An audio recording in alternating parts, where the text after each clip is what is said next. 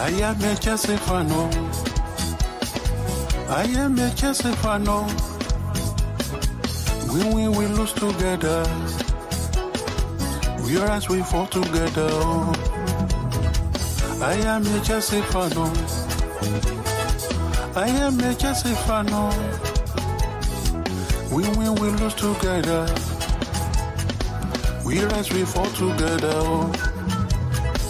I am a Chelsea fan. I am a Chelsea fan. We win, we lose together. We rise, we fall together. Together we overcome. Together we can be stopped. We will reach those goals we set together. I am a Chelsea fan. I am a Chelsea fan. We will lose together. We rise, we fall together. I am a Chelsea fan.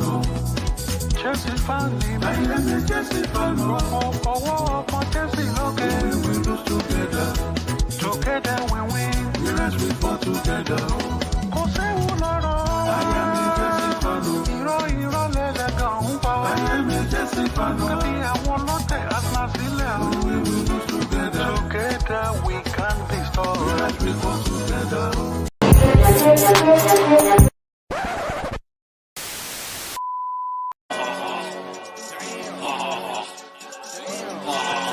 Got him. We fucking got him.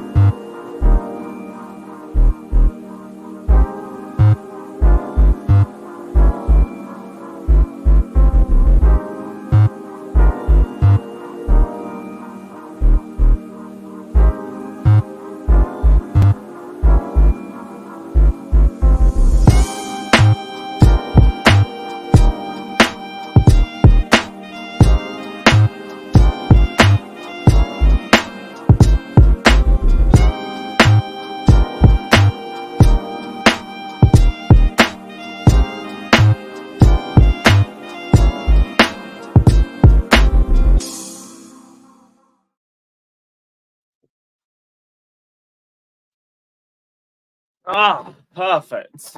Just in time. Just in time. I had to go for a little water break. Big up everybody that's locked in.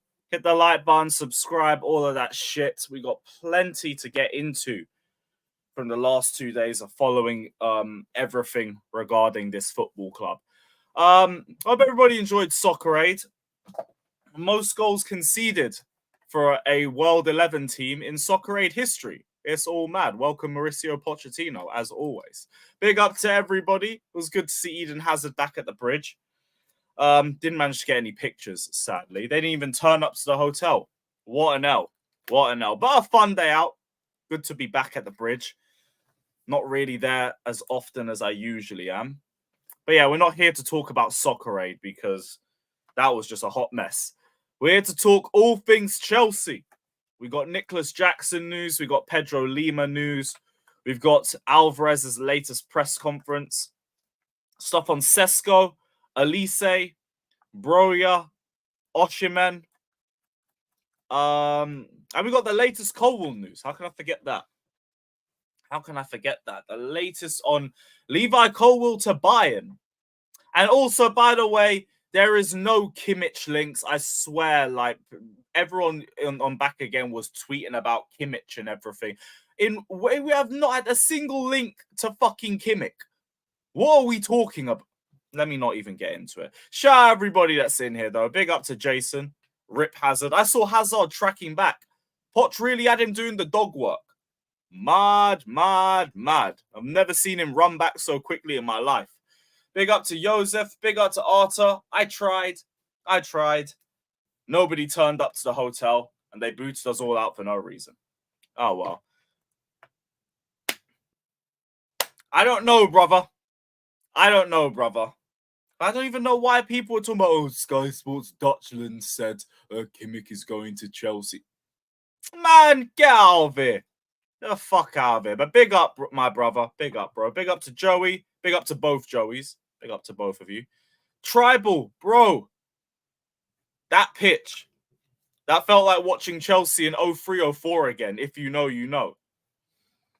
I don't know, bro. They kicked us out like they were actually going to be bringing the players in there. And then we checked the Soccer Aid Instagram and they're all at some other spot in North London. What's even the point? What was the point? We could have let us just cotch there.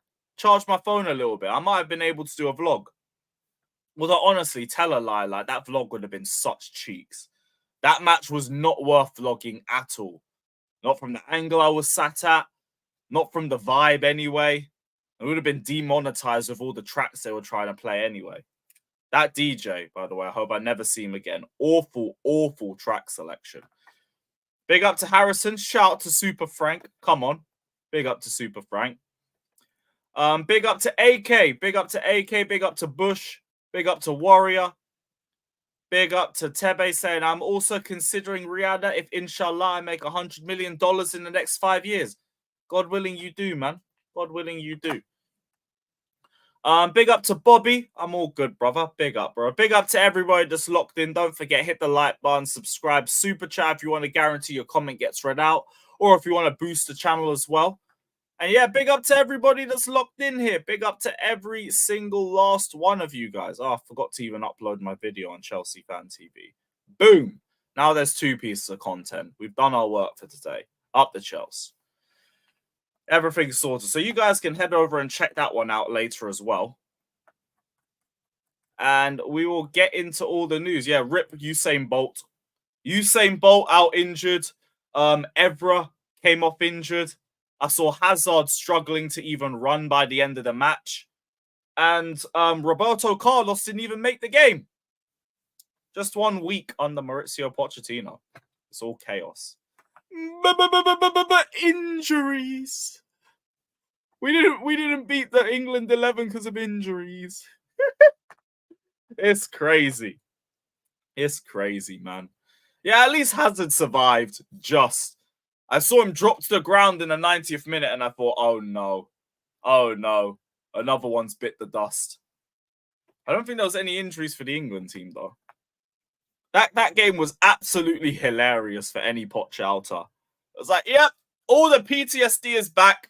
We've got players arguing over penalties. We've got injuries left, right, and centre. What was the other one? A shit second half. First goal conceded off a set piece. Oh, it was hilarious. It was hilarious. Shout out Archer, man. Good influence. Love to see it. Big up Archer. But yeah, Soccer Aid aside, all of that shit. I don't know why Mikel didn't play. I forgot he was even involved in the lineup. It's crazy. It's crazy. Yeah, Harrison, I saw KSI getting annoyed about like Miniminter not getting a lot of minutes and all of that. But I don't get why he was annoyed about a lot of ex-pros being involved. Like, that's part of the attraction to Soccer Aid. You get to see some legends come back, get the little nostalgia act and all of that. Mix them with a couple of YouTubers and influencers, you got a pretty decent match. I'll be real, I forgot he was even in the squad, first off, but I don't think it's a thing where there shouldn't be any ex-pros in Soccer Aid. Like, no, that's part of the attraction. As part of the attraction. Assad saying, what do you mean that Colwill is in talks with Bayern? Let me bring the article up. Where is Pletigol?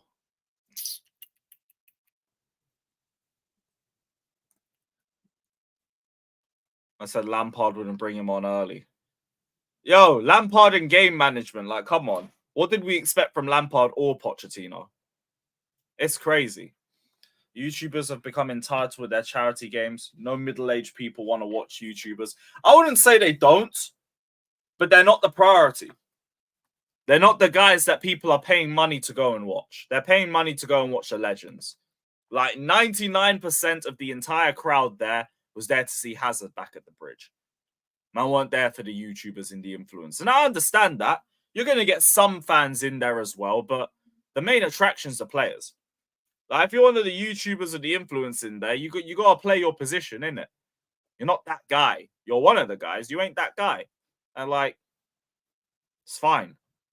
That's fine. If I got invited to Soccer Aid, I'm not thinking, everybody's here for me. Everybody's here to watch me. No. No. Man's just there. I'm one of the influencers that got invited, and that was it. I'm here for the experience. I'm here to kick ball a little bit, try and bag a goal. That's it. They're using Simon as promotion. Like, as one of the main players. Were they? Because I wasn't paying too much attention to all the promo, but I just saw Hazard's face slapped on everything. So, maybe. I don't know, but, like, I didn't hear Minimin to say anything about it, so I don't even know if he was that annoyed about it. Yeah, new webcam soon. Don't get it twisted. That's the next one. We got the seats sorted, then we're going to do the webcam, then we're going to sort out the background.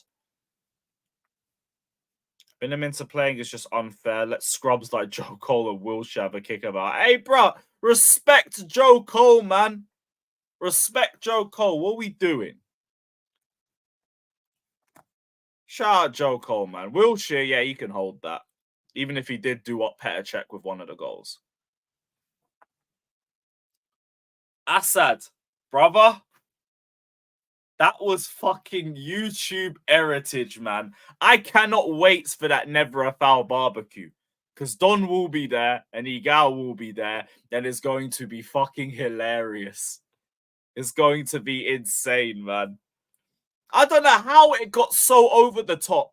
Just from an Olise and Saka debate. Like, what?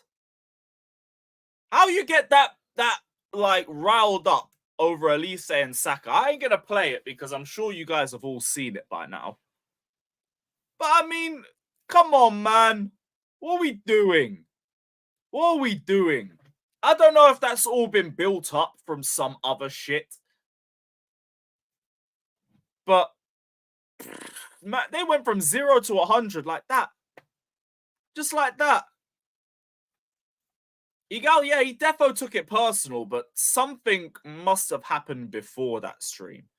That is not something that just bubbles up in one stream. But yeah, they were going hella personal. Like, I saw Don going on about his hairline. Egal going on about his height. You guys didn't see all the stuff that was going on in the group chat after that. Egal fully dropped his address in the chat and he said, pull up. Man dropped the whole address, name, the street, the postcode, everything. And he's like, yo, pull up, bruv. And Don was going to pull up, but Egal didn't drop the live location. And Don said he's not driving all the way from east to west to a random location when he don't know where he's at. But yo, yesterday was fucking mental. Yeah, man, the whole address, Egal was on smoke. Although I say that, he didn't drop the live location. If he dropped that, Don would have pulled up. A few of the other guys in the chat would have pulled up, and we might have even had footage. But, nah, nothing. Nothing. I was low-key disappointed. There was like an hour of back and forth, so I'm like, yo, I might just ditch Soccer Aid and just go to this. I got the location myself, like, fuck it. Do I do Soccer Aid or do I go watch this scrap? I ain't sure. Never happened. Never happened. It's a shame. They haven't seen the clip. All right, cool. Before we do the transfer news, I'll play this clip because a lot of this is just debunking bullshit anyway. So you might as well play this out. Fuck it. Fuck it. Actually, no. You know what? Like the Twitter clip isn't even that great. I'm gonna go to Never a Foul. Shout out to Never a Foul too, by the way. Shout out to them, man. Never a Foul receipts. Never a Foul receipts. Where is it?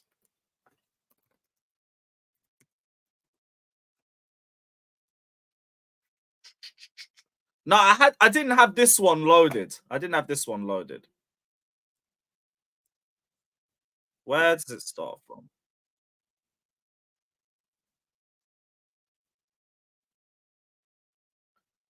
All right, cool. I think I've got it. No. There's a receipts one. It's all good. Hold on. No. Hold on. You've got it wrong. I'm not talking about benchmark. I'm just saying that people are underestimating the body of work, and that's what's been happening. That's a different debate to ability, bro. That's a completely different debate. We're not talking about people's CV. Dan clearly said he believes Olise is a better footballer than Bukayo Saka. And Olise might never get the body of work that Saka gets, by the way. He might never get that. And I will still say that Olise is a better player than Saka. Even if he never gets Ty, what did I tell you? Ty, what did I tell you that time?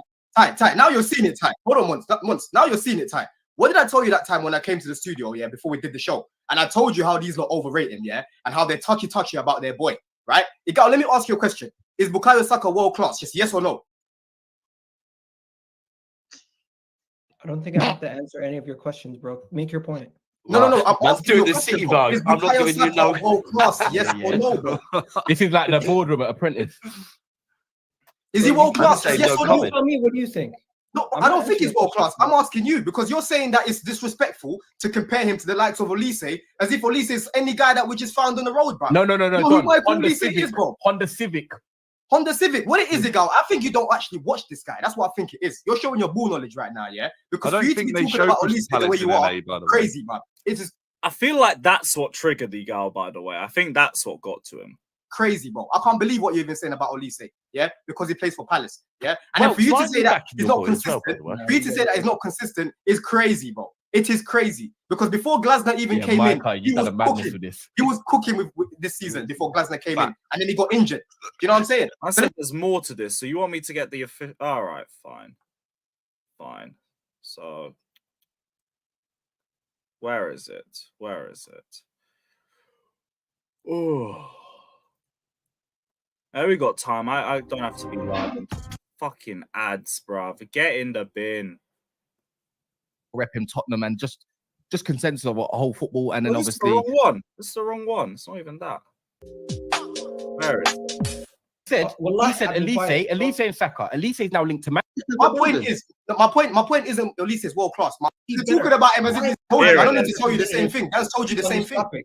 One second. The difference between what Don is doing and what I did with Dan is I was trying to make my case on why Saka is better and why we shouldn't have this conversation. Yes, I was maybe flippant with my point around the quality being a vehicle that's a luxury vehicle and a regular vehicle. But you are talking about the body of work. My main point still stands. Bukayo Saka has more quality of work and he's better than him in many different areas. That's why Mon said to you, Saliba and Van Dijk, and gave you the example of why you not are saying about. One second. When Don comes here and asks me those kind of questions, he's simply trying to get you a got you moment, and he's trying to discredit me. I'm not saying got you. I'm not saying got you. No. I'm not saying got you, Egal. I'm asking you a question. No. I'm not doing that, bro. I would have never. Hold on, Egal. Stop talking about Saka. Why is he better? I would have never asked you that question. Why is he better? Answer that. Let me land my point. I'm talking about Saka. Why is he better? Man's already told you why, bro. I would have basically said, you tell me. I don't know, right? The reason why I'm asking the question, I'll tell you in a second, bro. Because I actually watch Olise. Some of us actually watch Olise. Clearly, you don't know. Clearly, you don't watch him. Clearly, you don't watch him, bro. You're talking about him as if he's Saka. He's better than Saka. It hurts you, Arsenal fans. I know. He's better than Saka. Talk to me. Talk about football. You know what I'm saying? For fuck's sake. It hurts you. There we go. We got him. Why is he better? Oh, I'm about to tell you why he's better. I'm about to tell you why he's better. I'm about to tell you guys, but you're gonna let me land? Tell me then. You let me land, you're gonna sit there like Assassin's Creed, bruv. Huh? You're gonna let me land, you're gonna sit there like Assassin's Creed. Relax yourself and sit down, bro. Don. Relax yourself and sit down. Don, just keep it football. Just keep it football, Don. Yeah, keep it football. As I was saying, but he keeps talking No, shit. not Gal. I didn't say you. I didn't say I'm talking about your player, and you're crying as if you don't. Why did they say keep it football after the Assassin's Creed comment? Because that wasn't even that deep. Know the guy. And you're here crying as if you know the guy. Syndrome's a real thing, you know. Let's keep talking. You're talking nonsense, bruv. Because if you know the guy, the brother don't even know you. Relax, bruv. Calm down. But anyway, as I was saying, does everyone want me to rap and lift the mood? As I was saying, what'd you say? No. Football. Wait. Hold on. I'm never gonna say anything on stream. I'm never gonna say anything on stream. Big up. Because you're definitely not talking to me like that. Bukayo don't know you. Bukayo don't know you, bro. Bukayo don't know you, bro. Bukayo does not know you, bro. Bukayo does not know you, bro. And Egal, let me tell you something. Look at him like this. Bring him to the barbecue and you'll see what I want. Bring him to the barbecue and you'll see what I want. Look at these Arsenal boys. Crying about Bukayo, bro. Cry baby, bro. It's all right. You know what? You ain't gonna do nothing, bro. You're crying like some little child. You're crying like some little child. Quick muting. Quick muting. Sorry, man. I love you. I This feels like a standard panel stream. I'm gonna be so real with you lot. I know a guy was trying to draw his head off and that, trying to look like me with a hairline, but this guy's crying about some guy that don't even know him. You're at your big age, bro. You're married, you got a child, bro. You're acting like a child. Talk about Shut man. Drop them down. Wallahi, I'm wasp, sorry. About see this, see that, see who? Are you crazy? Just for a sec. Yeah. Yeah, sorry. Big up the mediators. We ain't here for mediation. We're here for beef. So, yeah, I'm all back in. Cool. So I don't do the compare thing. I don't know when it comes to Olise and Saka. I don't know. I just like them both. I think both have the high ceiling. And Shut the fuck up, man. Oh my days. They can't do that. They can't do that. You can't do that. Bring him back. Do it as in do. It's minimal. Bring him back. I'm telling you, ain't gonna do shit, bro. It's fucked up. Bro. We're trying to talk ball. Man keeps this in. Egal, and you, please. I'm trying to talk ball. You, yeah? I'm just disappointed that the man comes here. First thing he's doing, shut up, bro, please. I'm done. Yeah, cool. Right, cool. We're gonna do football. Make sure you like the video, people. I know the numbers are over 1,000, and you know what? It's great to see. So big up everyone. If you're here for the beef, if you're here for the football talk, you're here as a community. I think that's it. So we're gonna leave it there. But I can't lie, like they should just let him go. Let him go. Like, why stop the beef? Let them air out all of their personal shit, and then everyone will be a bit calmer. Now you stopped everything halfway. Now these men gotta bring it into the group chat and get brave. That's why you had an hour and a half of beef and like no one ended up meeting up at the end of it. You gotta let it keep going. Because eventually everyone gets the anger out their system. Everyone's like, oh, Lewis, you're an instigator. I'm not an instigator. I let things go. Because usually it's all done at the end of it anyway. You cut things off halfway through, everyone's gonna be like, oh, we got unfinished business, and it just keeps dragging. It keeps dragging. Shout out to Daniel though, who dropped the 5 memberships. W Daniel. Yeah, everyone in the chat's going crazy about it. Lewis, you can't deny that they do treat Egal like some waste man. Look at the energy when holding Egal back compared to when holding back Don. But they did take Don out first before Egal, and then Egal kept talking. So I don't know. Like, I do think with Egal to a certain point, it's like maybe he's had enough of the piss being taken out of him to a certain point. But I also feel like when you let it build up for so long, it can come out too much, if you get where I'm coming from. Like, you'll react too badly to one certain situation, which is exactly what this one is. You let that shit build up for so long, react to something in a massive way that you don't really need to react to that for. And it's like this. It all came out in an Olise and Saka debate. Really? Really? That's where this whole beef came from, Olise versus Saka? So, like, I get where you're coming from, but, like, I think that's just more a general thing. Maybe he's just been sick of the way he's been treated in general, because he's been getting cooked the last few weeks. All because of the whole flip-flopping over, if we don't win a trophy, I'll be Arteta out. And, like, now I'm not Arteta out. And now everyone's been gunning for him. He's had the whole North Side beef. He's had Lee Gunner cooking him. He's had a whole load of shit on Never a Foul, A-listers as well.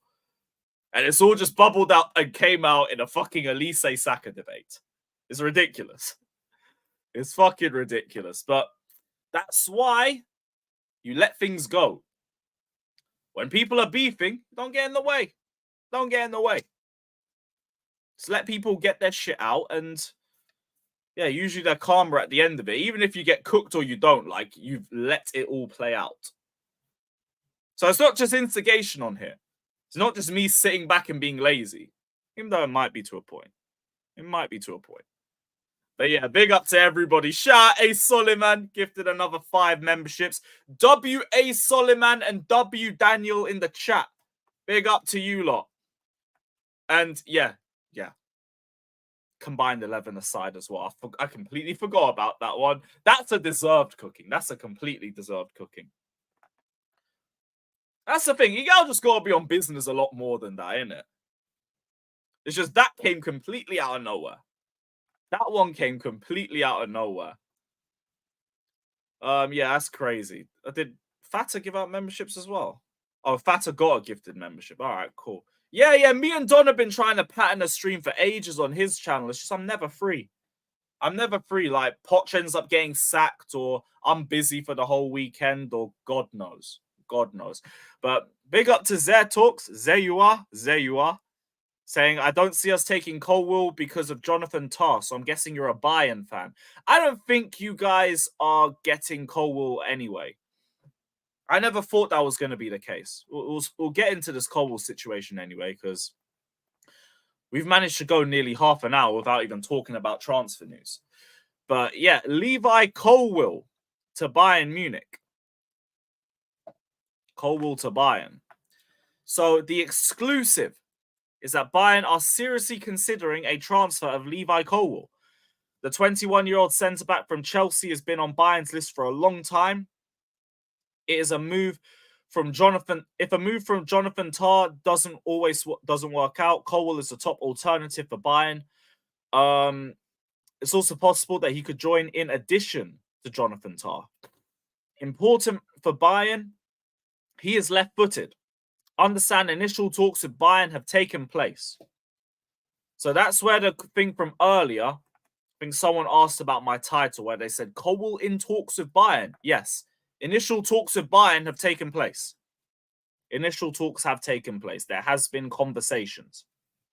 But Colwill ain't leaving. I don't think they can afford what we would want for Colwill, which I do think would be over 50, potentially 60 million. He's got 5 years left on his contract. Insane potential already when it comes to passing. Suits Maresca's football very well. Very well. So I don't know why we would even allow this to happen. This is interest from Bayern Munich, which I'm not going to ignore. I'm not going to say that isn't true. But in terms of Colwill going to Bayern, this is nothing other than talks.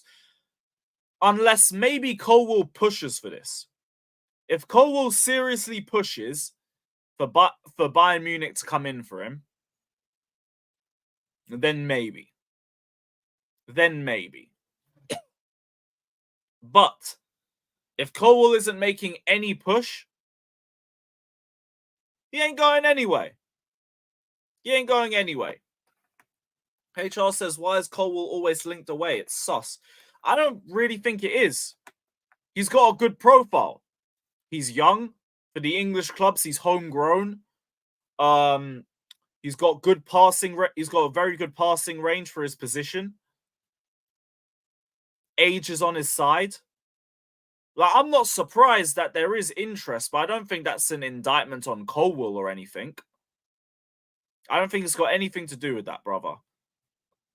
Colwill has never hinted out at wanting to leave.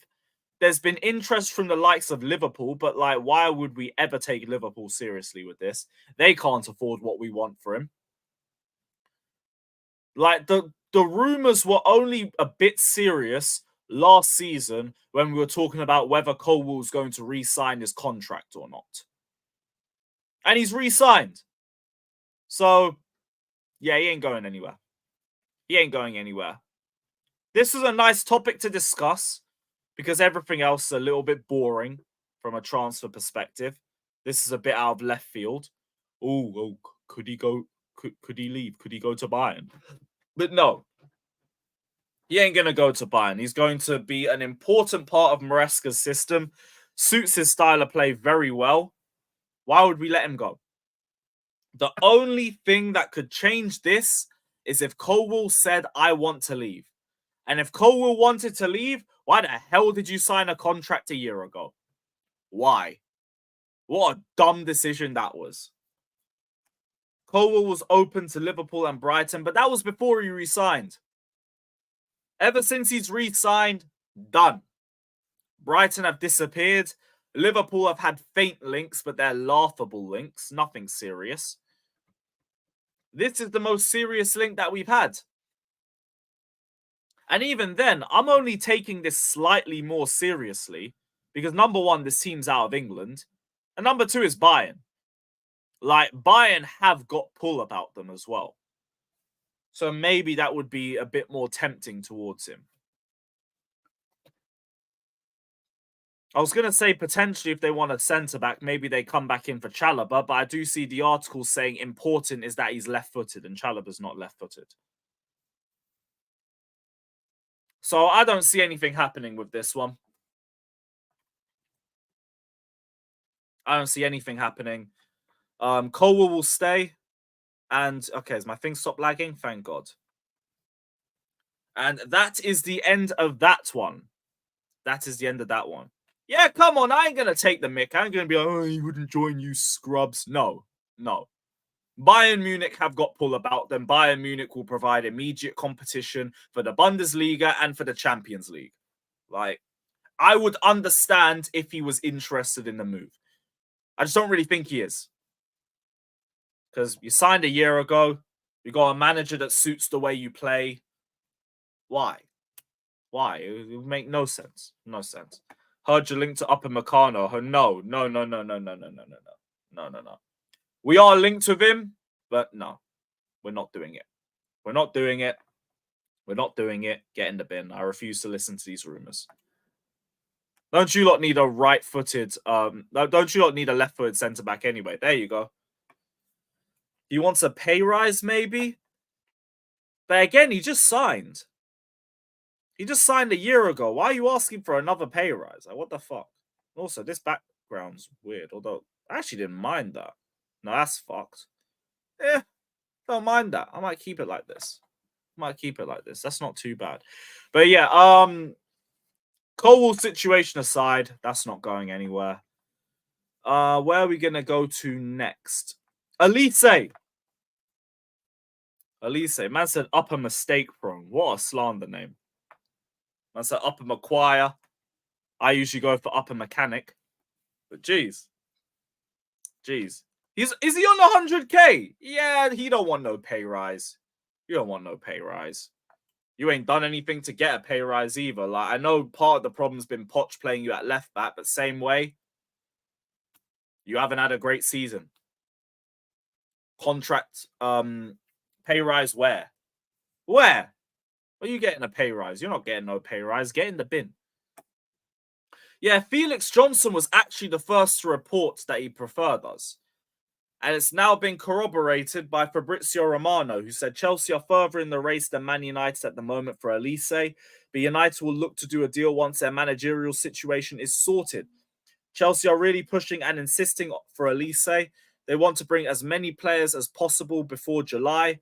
In the next day, there are discussions planned with both Chelsea and Man United to discuss how they want to proceed with this transfer.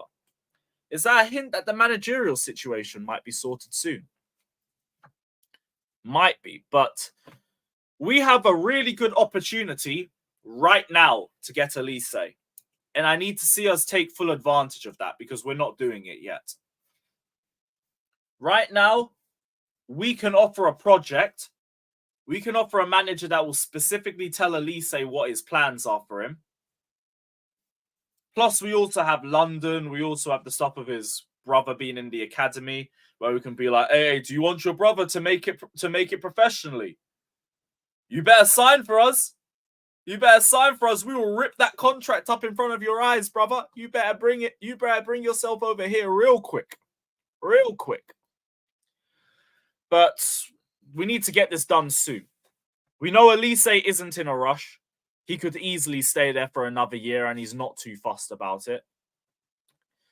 But we can present a project right now, so we need to start doing it. We need to start doing it. Sounds there was some talks about personal terms being agreed, but like, I don't believe this source for the life of me. Hey, TBP is business, bro. I'm trying to win. And if I've got to wave your little brother's future in front of your eyes to try and get you over so we can win, then we're going to do that. We're going to do that. Tell him if he don't join, we're going to loan your brother out to Timbuktu, bruv. And then we'll see if he makes it. Hold that. Hold that. Where was this weird-ass source that everyone was talking about? Tactically Matt. Tactically Matt. Who is this brother? He said, Chelsea have now agreed personal terms with Olise. Chelsea are now speaking to Palace regarding scheduling of payments for release clause. Not done yet, but a big step forward for Chelsea. Where is this article? I don't know whether I believe in this brother or not, but everyone's talking about how Ornstein follows him. So, I don't know. Does that mean anything? Does that mean anything? Does he even follow him? Does he even follow him?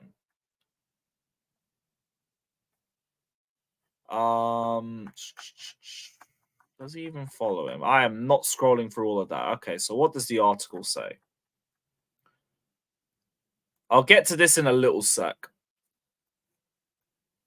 I'll get to your super chat in a sec, brother. So, Chelsea agree personal terms with Olise. Discuss scheduling payments. Blah, blah, blah.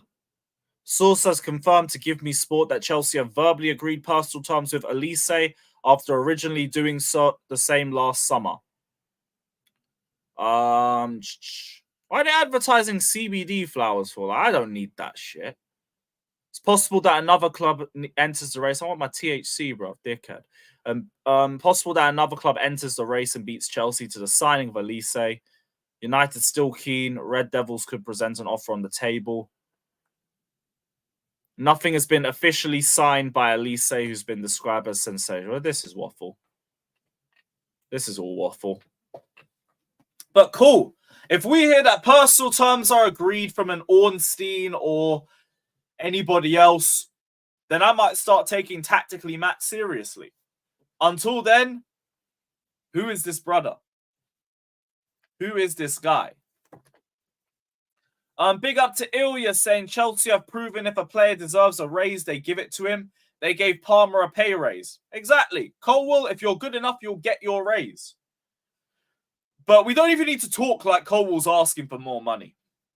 That was a speculative comment made by, I think, JC in the chat, just because he was asking a question. That doesn't make it factual. We don't know. For all we know, it could just be talks between Bayern and Colwill, and it ain't going to go anywhere further than that. Shout out to Dinishin as well, saying Poch will play Olise as right back. I am happy he is gone. Yeah, you can bet that Roberto Carlos did a little limp off training when you saw Pochettino try and play him as a right winger or some bullshit. But Olise, we will keep a lookout on this over the next few weeks. Although, if there's meant to be any legitimacy to what Tactically Matt is saying, then I want personal terms to have been announced in the next few days. Forget weeks. I want days. I want days. What is next? Armando Broja. So, Ben Jacobs said Everton are looking to buy him on a 30k, on a 30 million package, 30k. But that was thrown in the bin by some Everton in the know who said Everton are not closing in on a deal. And Fabrizio said Everton like Broja, but with their financial situation, it's all on standby. So maybe 30 million's the new asking price, which I still think is a bit crazy. But it's nowhere near as close as Ben Jacobs is trying to make it out to be. And Ben Jacobs is genuinely tier 10 for news. This guy is tier 10, maybe even lower than that. The amount of times I've seen his brother's sources get thrown in the bin is insane. But if you can get 30 million, great. That is an insane sale for a guy that's been injured for like a full year, came back, did fuck all at Chelsea, went to Fulham and did nothing there as well.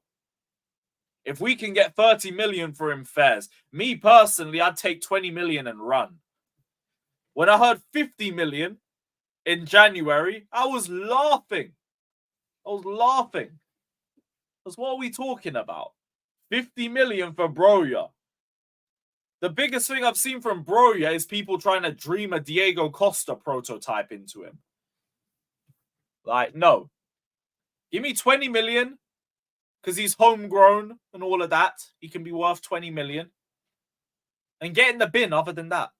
Broja, thank you for the goal against Preston. Time to dip.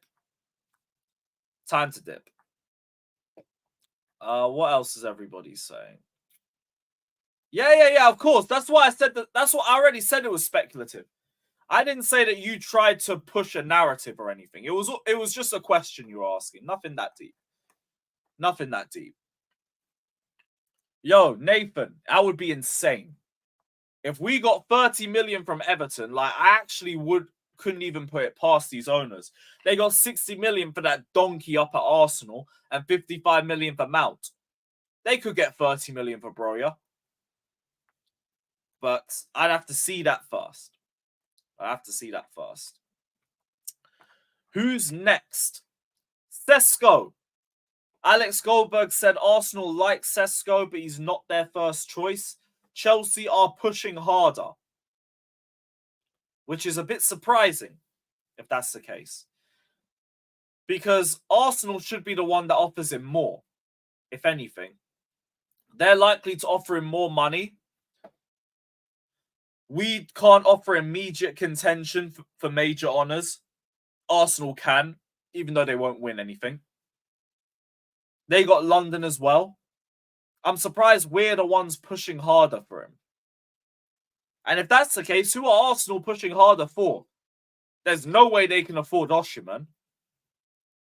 Gyökeres, like, those links have dried up. They don't want Tony. They're not the hidden Premier League club interested in Alvarez. So who can it be? Dinnershon. I doubt they go for Watkins.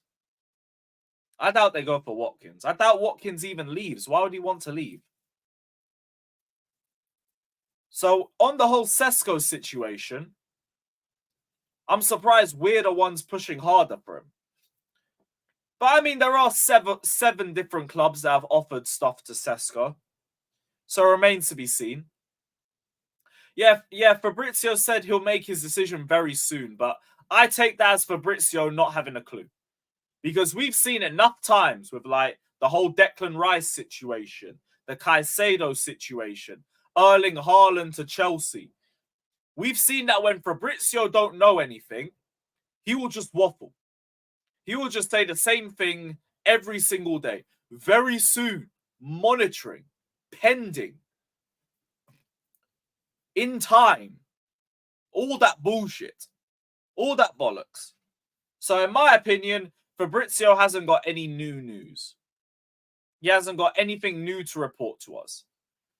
The newest thing we got was from Alex Goldberg. His agent said he'll decide before the Euros. Okay, so we're going to get nothing until potentially Wednesday, Thursday. Fuck's sakes. That means I might have to skip football. Can't be asked. Yeah, he could actually stay as well. He could even stay too. Who's next? Pedro Lima. We have prepared a deal for Pedro Lima, and we're going to send the brother to Strasbourg. Personal terms have been agreed. Working on final details between the clubs. which will be sealed in the next few days. When we're going to boot him to Strasbourg and then try and see if we can get him to Chelsea in 5 years. So basically, we're holding on to Pedro Lima, and we're going to see if James is still here in 5 years, or if he is, if Gusto's had enough of being his understudy. But I feel like the plan's going to be that one of Gusto or James will be gone. Not in the near future, but potentially soon. Potentially.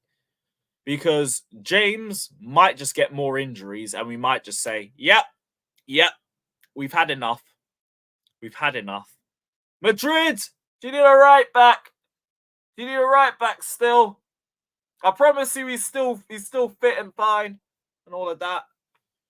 Or James is completely fit, he's cooking, and then Gusto's like, all right, look, it's been fun and everything. I've learned a lot here. I need to start. I need to start weekly. So I'm going to bounce. I'm going to be the one that leaves. Thank you and everything, but clearly comfortable with James. I can't be a number 2. I'm going to go. Or option 3. They're all cooking. They're all comfortable. And we flip Pedro Lima for like 40 million plus for profit. So there are 3 solutions with this Pedro Lima situation. And as long as Lima balls out and reaches his potential, they're all good solutions. They're all good solutions. Either way, someone's getting flipped. Somebody's getting flipped. Be it Lima, James, or Gusto. One of you is getting flipped. But who will it be? Fab tweets. Oh, brother. Oh, brother. Go on. Here we go. Here we go. Ah, not here we go. Fuck's sake. Okay, so what's he said? Jonathan Tar, pause, you piece of shit. Oh, it's not even here. There it is. Jonathan Tar remains priority target as Bayern new centre-back for the summer transfer window.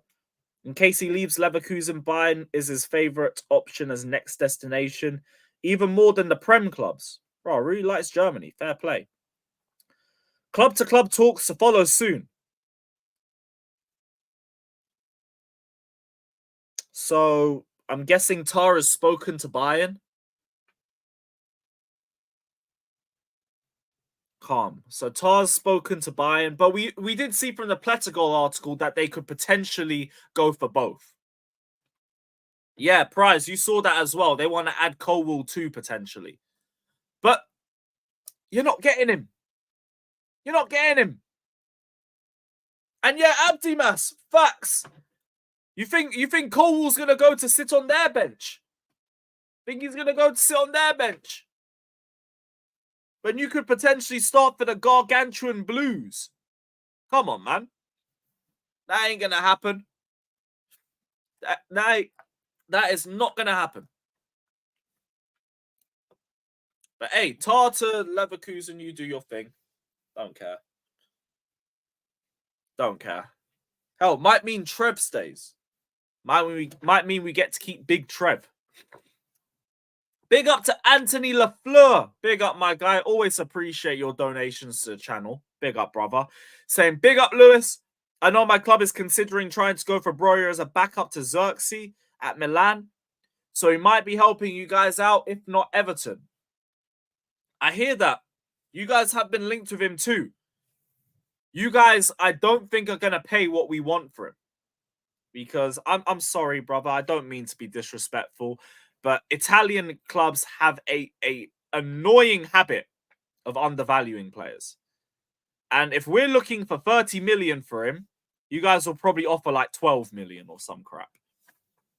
If you guys can even offer 20, I hope we sell him to you. And I don't mean euros, I mean pounds.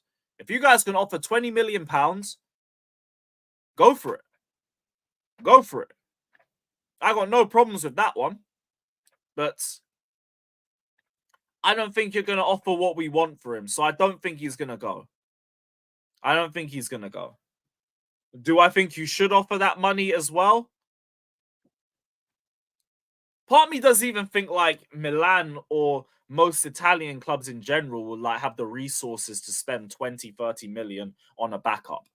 You'd want to be a lot smarter with the way you spend your money. So I don't really think this goes through. I don't think Broja goes to AC Milan. I wouldn't mind it. Obviously, I love selling to Milan. That's why Milan's my second. Well, they're my Italian team. That's why you lot on my Italian side. But I don't see it happening. I don't see it happening. But yeah, big up to you, Ansi Lafleur. Let's hope we remain in business this summer. Let's hope we remain in business. What else is everybody saying? Shout out to AK. Gifted 5 memberships. WAK in the chat. Big up to everybody donating. Love for the love, my guys. Big up, man. You guys keep the channel going.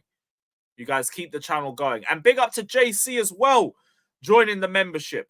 Every single one of you lot is getting a big fat Sue. Fucking Sue. Big up, bro. Big up, my guys. Big up every single one of you. Bush, they don't get as much TV money as we do. That's what the biggest gulf between Serie A and the Premier League is. That's why I don't mock them too much for it. I'm not like, hey, you're all broke and all of that crap. No. We get insane money for the rights to show Premier League games. Serie A don't get the same level. That's why the disparity between Serie A and the Premier League has only just continued to grow and grow and grow and grow from a financial perspective. It's the TV money. They just have more. We have way more.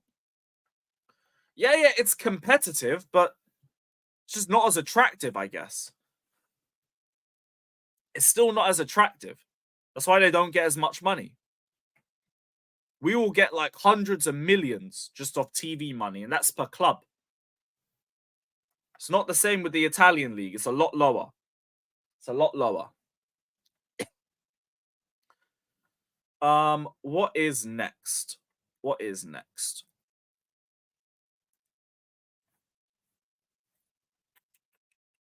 Julian Alvarez. Julian Alvarez on clubs keen on signing him this summer. Shout out to Gaming for Life, joining the membership as well. Everyone drop W Gaming in the chat. Big up, my guy. That also means you get another Sue. Come on, G. Big up, bro. Big up. How'd you donate memberships? I actually don't know. You're gonna need to help. You're gonna need to help Chloe out, chat. But yeah, Alvarez said on clubs keen on signing him this summer. These are things that are said.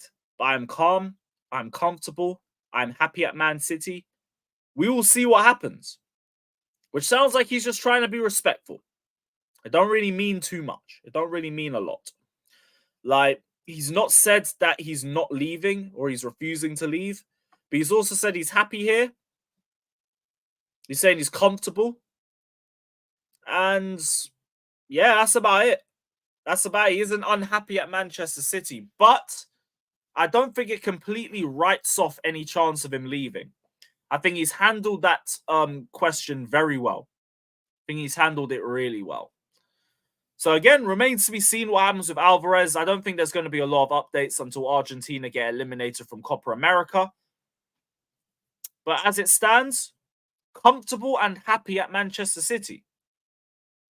That's about it. Big up to AK. I think he's just got himself a membership now. Big up, my guy. Again, another. Big up to AK. Big up to AK.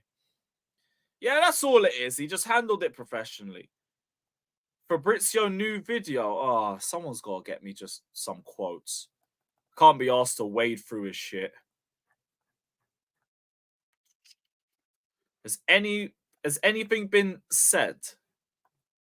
Or what's the title? What's his title? That's the real question. What is his title? Tuchel boom. Sancho out. Deal to be done soon. Saudi blitz Kimmich. Nothing on Chelsea. Oh, here we go. Hijack or tactic? Swap deal talks. Sesko move. Jurassic clause on.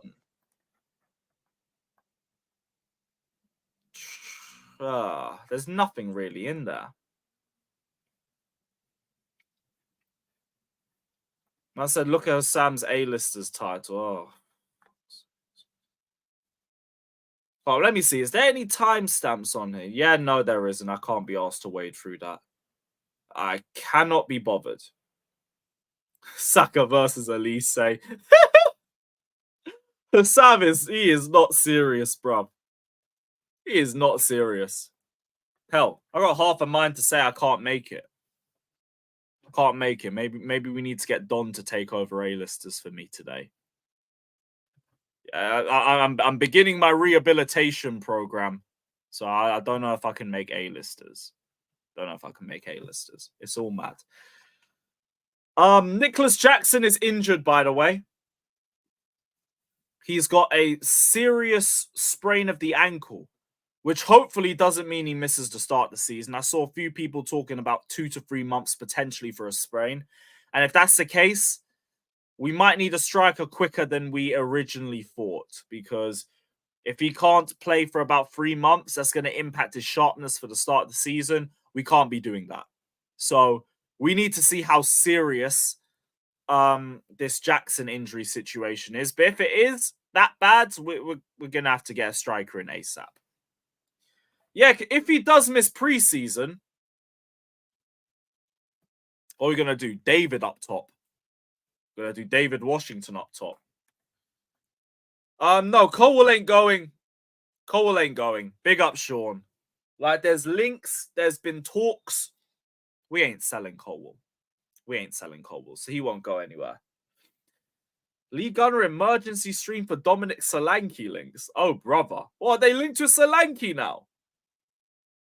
No way. Is that going to be their #1 pick? Yep. Arsenal linked to Solanke. I swear this club. Maybe we are closer to Sesko after all. Maybe we are closer to Sesko. Oh, shit. Mod. Where are these Solanke links coming from? Who's reported it? Solanke, Arsenal. Chelsea submits a contract offer to Sesko, but Arteta could reportedly go down a different route by linking Solanke for the Gunners. Yesterday, from Sky Sports Premier League, Arsenal are interested in 65 million rated Bournemouth striker Solanke. The English tax is insane.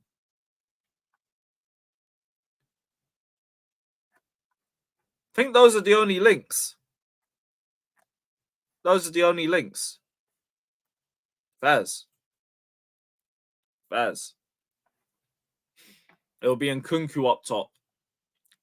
Yeah, it would be, wouldn't it? But at least that'll be an emergency situation. At least that'll be an emergency situation.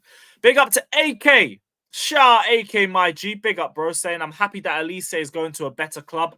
Bun the bottle jobs. Shout out my blue brothers every single time. Hopefully, next year, it will be us going up against you for the title. We can have the most respectful title race in history. Most respectful ever. No, you go first. No, you go first. And all that crap. Big up AK, bruv. Big up AK. Big up Anthony Lafleur.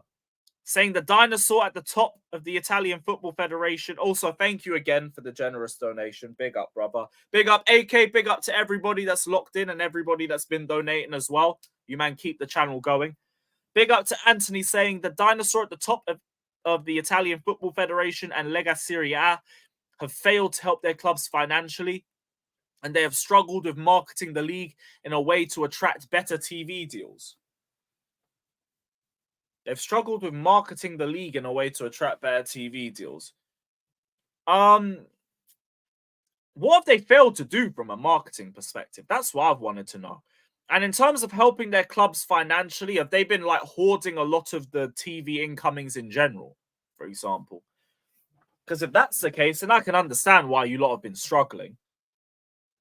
And like corruption's everywhere, so I can't even talk too down on any of that. But yeah, like Serie A used to be massive back in the 90s and the 2000s. And it's not to say that it isn't now. But clearly there's been a disparity, which I'm guessing is coming from the amount of money that the teams are getting from TV deals. I'm guessing we allow for a much bigger amount. And that's also allowed the interest to grow and keep growing. So eventually the Prem makes more money and the clubs make more money as well. Is there a case that you lot have just been a bit greedier? Yeah, I'm sure the way they handle the racismo situations and everything doesn't help. You lot remember that Say No to Racism month where they had a monkey in the advertising for it? Shit like that definitely doesn't help. Starts with the Juve scandal. Nobody wanted to invest. So it's like all the match fixing came back to bite them on the arse. Okay, that makes sense. That makes sense. Speaking of, to be honest, it's a decent topic. I want to research more into why Serie A fell off compared to the Premier League. I want to do a little bit more research into that. Also, so I've just typed in people talking about unsustainable salaries, debt, all that shit getting involved with Serie A as well. Or maybe it's just the Football Federation too. Big up to AK saying Arsenal haven't even made a signing. No one's going. Can't sell first. And also, they might just be a little bit broke too. But remember, they spent 65 million on Donkey Kong. And now they need to try and find another midfielder and a striker, and they got to sort out them dumb wages. So L's all round over there. L's all round. But yeah, let's hope Serie A gets good again, man. Let's hope they get good. Anyone but Arsenal winning the UCL is okay by me. That is fine by me. But yeah, big up to everybody that's locked in. Hit the like button, subscribe, all of that shit. I'm going to drop the link out. See what everybody's saying. Yeah, hit the like button, my guys. Hit the like button.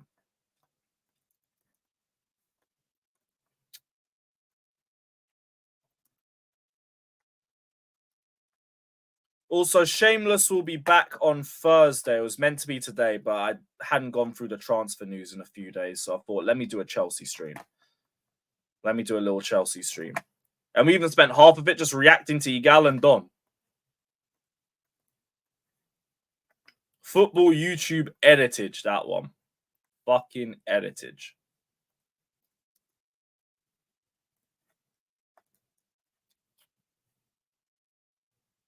I said, I've got a cold, bro.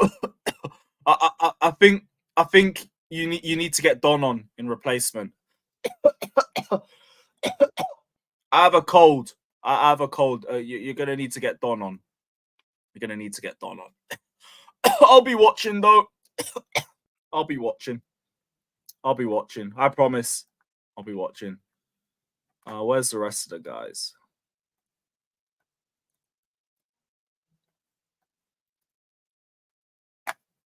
All of that.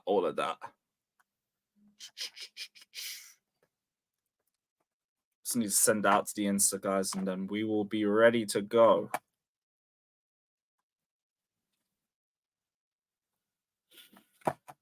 No, Insta wants to be long. Brilliant.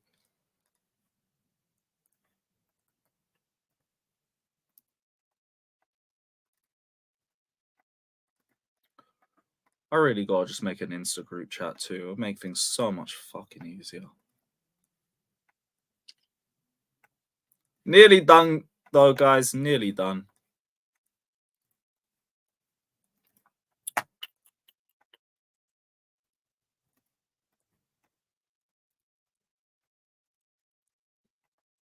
Cool. All good. Oh, nearly. So there you are. There you are. I was trying to help you out, man. I was trying to help you out. Lewis is beginning his rehabilitation procedure. He's watched one Pochettino game and he's injured. Well, get Don on. Get Don on. All of that. Big up, bro. Big up to Anthony LaFleur as well, saying Anthony has become... Anthony, fuck. What the fuck did I even get him from? Oh, the super chat.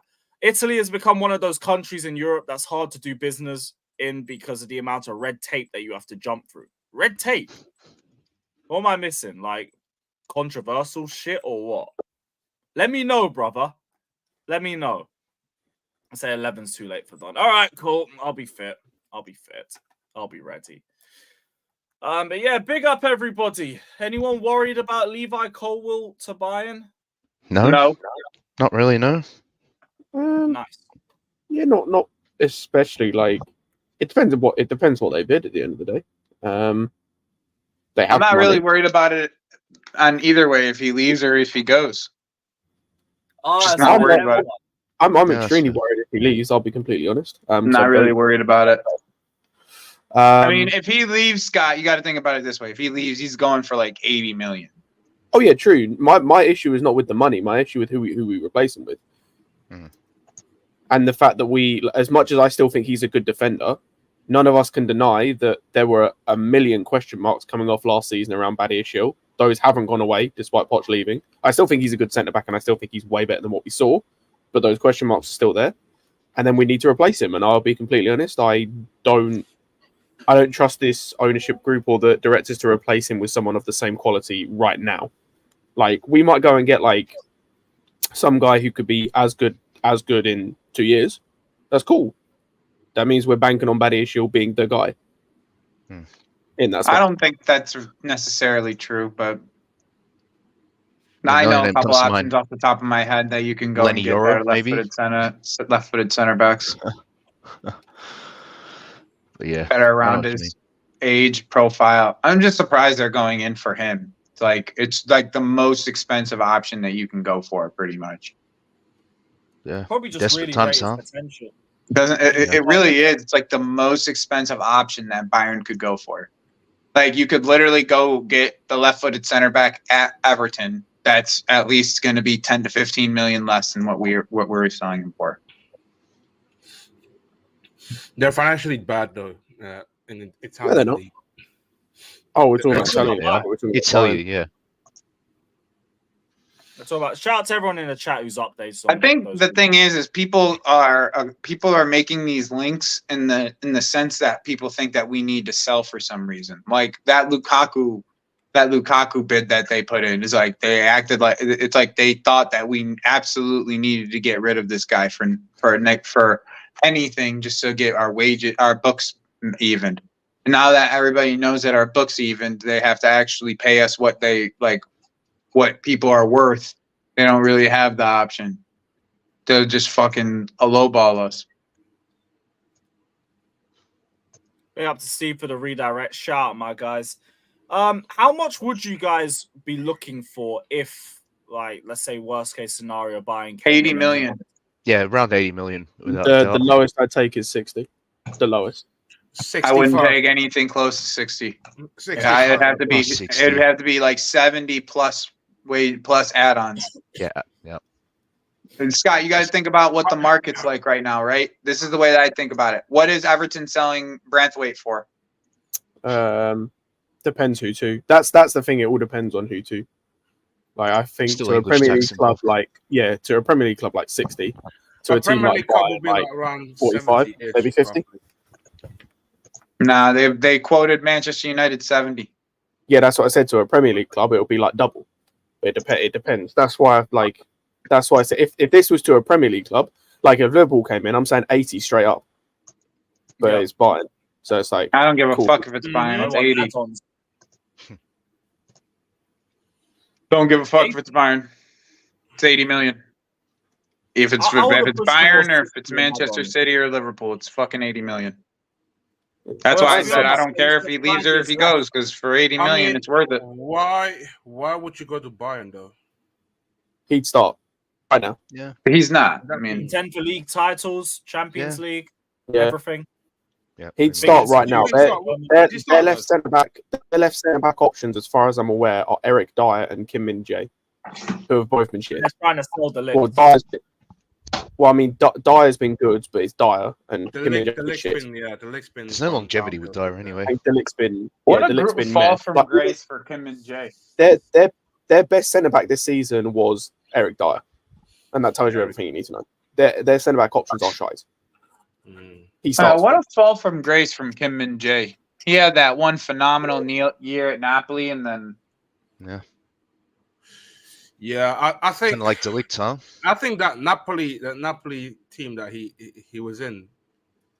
I don't know about that. You know, like I don't that's a No, the Napoli team was good. It's just, do you know what it is? It's a classic case of just being in a different environment, a different league. Like where, like the Bundesliga is very much about high lines. Like it's very high. It's like you need to have some level of like recovery and being aware of what's around you in terms of getting in behind, right? Whereas with the Serie A, it's a bit deeper. Pause. Like it's not quite as high. You've got more of the game in front of you. You're not quite as high up the pitch. Exactly. It's the difference between playing like patch ball and like fucking not patch ball, and ball and fucking box defending the entire game. Yeah, and it's also why, if you know, there are some players who it's actually kind of weird when it comes to defenders. Like depending on what team they're going to, you can see some synergy in terms of like the Premier League to the Bundesliga in terms of whether they're going to be good or shit. Because if like they're playing for a team that's in a high line and they're playing well, theoretically speaking, if they're going to a team in the Prem where it's also a high line, as long as they can handle the physicality side, then there should be some level of like understanding. And vice versa. If they're not handling the high lines and they look out of place in the Bundesliga, they're going to be terrible in high lines in the Premier League because it's even more physical, theoretically speaking. Again, but that's why Kabak looked so shit. Like he looked shit for whoever he was playing for. And then he came to Liverpool and was shit for Liverpool. It was even worse. Like he was garbage. Bro, I watched that season. I remember we did a stream. He played for Shackle. I think me and James Redmond did a stream. And that season, like and this was just after he joined. And that season,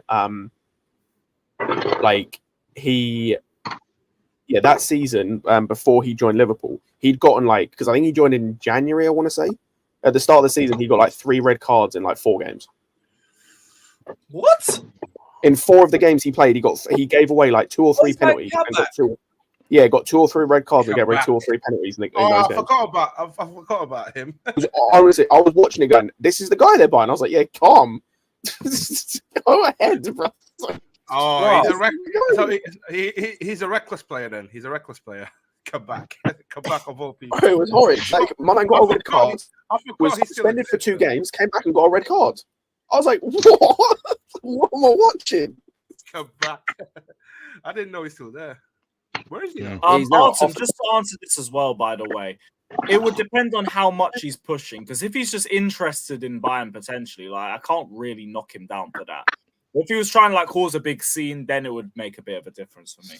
For me, it would depend on the reason as well. Because like, yeah, if it came like, I'd completely understand where he's coming from in his position. If it came from what happened last season, big up as well. Because like, if that's the case, I completely understand. He signed a contract and he could have been playing for Lewin at centre back. He could have been playing for any other team at centre back. Was playing centre back in pre-season. Was looking like he was going to start the season at centre back and play left back every game. So like, if it was down to last season and just being a bit fed up with how last season went, I could completely understand why he would want to move on. I would just hope that he could have a conversation with Enzo, because I think he's first choice left back for Enzo. Personally, I think he fits what he wants to do.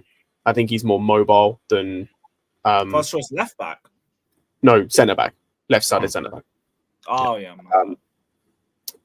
When everyone's fit, and I think he just fits a bit better in terms of just being a bit more mobile than Badiashile.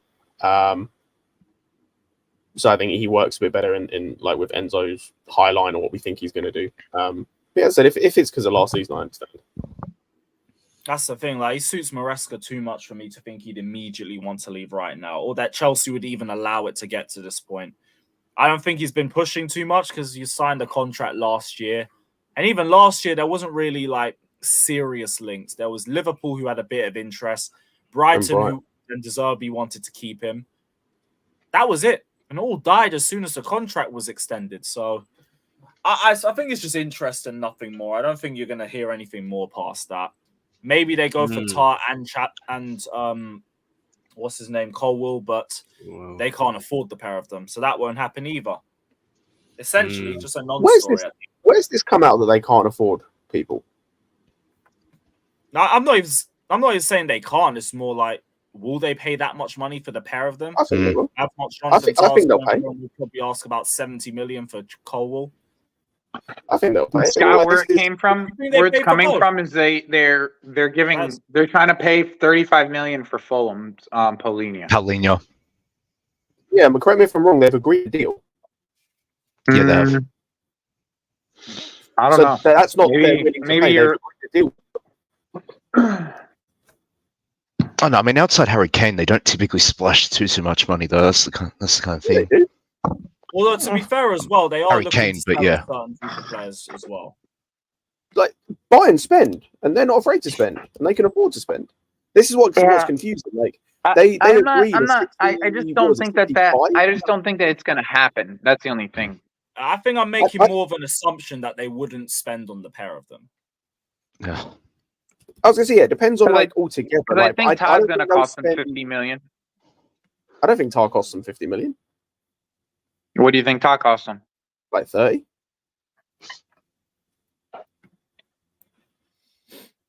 Like at best. Like I don't know. Like they spend they bought Kim Min-jae for 50 million, and that was 2 seasons ago. They agreed a deal with Fulham for Paulinho last season of 60. It was either 60 or 65. It just didn't get done in time. Just Fulham couldn't get a replacement. That's why. Yeah, like they can agree with. They still have to agree with us, though, right? Like in the end, it still has to be something that they still have to pay what we want for him. So, I like I said, I don't think it's anything under 70 to 80 million. Like I really don't. For a player of his age. No. Yeah, I don't think we sell him, and I don't think they'll pay 80 million. But that's because I don't think they'll pay 80 million, not because they can't. Yeah, I don't think any of. I don't think it's a can't thing with Bayern. I just don't think that it's feasible for them to pay the 80. Like I don't think they will. Yeah, like they like you said, they'll probably just go and get Tar, and then I wouldn't be surprised if they went and bought someone like Schlotterbeck instead. For example, I don't know. With Company being there, he's gonna try to. I think he's gonna still try to go back to the Premier League and pick up players. I mean, potentially, but like that kind of player, right? They'll spend 80 million on 2 centre backs rather than spending it on one, especially after what they did with De Ligt and Kim Min-jae. Yeah, like they've got like £100. They got like 100 million euros worth of centre backs right there in those 2 players. You know. Big up to Escape Me Tracks. Big up for the donation. Big up, brother. On Olise, it seems like we're slightly closer to Manchester United, but I don't know whether that's anything worth getting gassed about because we might just be closer because we have a manager, and that might. I don't think the links are. I don't think the links that we're seeing are good enough for us to get very gassed about anything. That's the thing. Maybe something happens in the next few days, but this is something that could really drag with him not going to the Euros. His thing's more the Olympics, if anything. And with Chelsea, there might be a potential question mark with that because if we get him, we might tell him he can't go to the Olympics and we need to keep him for preseason. Does that become a big problem for Olise? I don't know. I think it's too speculative to try and get to that point, but that might also be a potential stumbling block. Just for now, try and get it done within the next few days, or at least personal terms agreed. There's been one source who came out and said we've already agreed personal terms, but they're not really believable. Some guy called Tactically Matt with like 20k followers, like, I don't know yet. Your only claim to fame is Ornstein follows you. I think it's just biding the time. I think that Olise deal, what they're doing behind the scenes is just working out some numbers. I think it's just only a matter of time before the end of this week, I reckon. And also, like, since the Euros will start on Friday, they want to conclude that deal before then. No, but like he's not going to the Euros.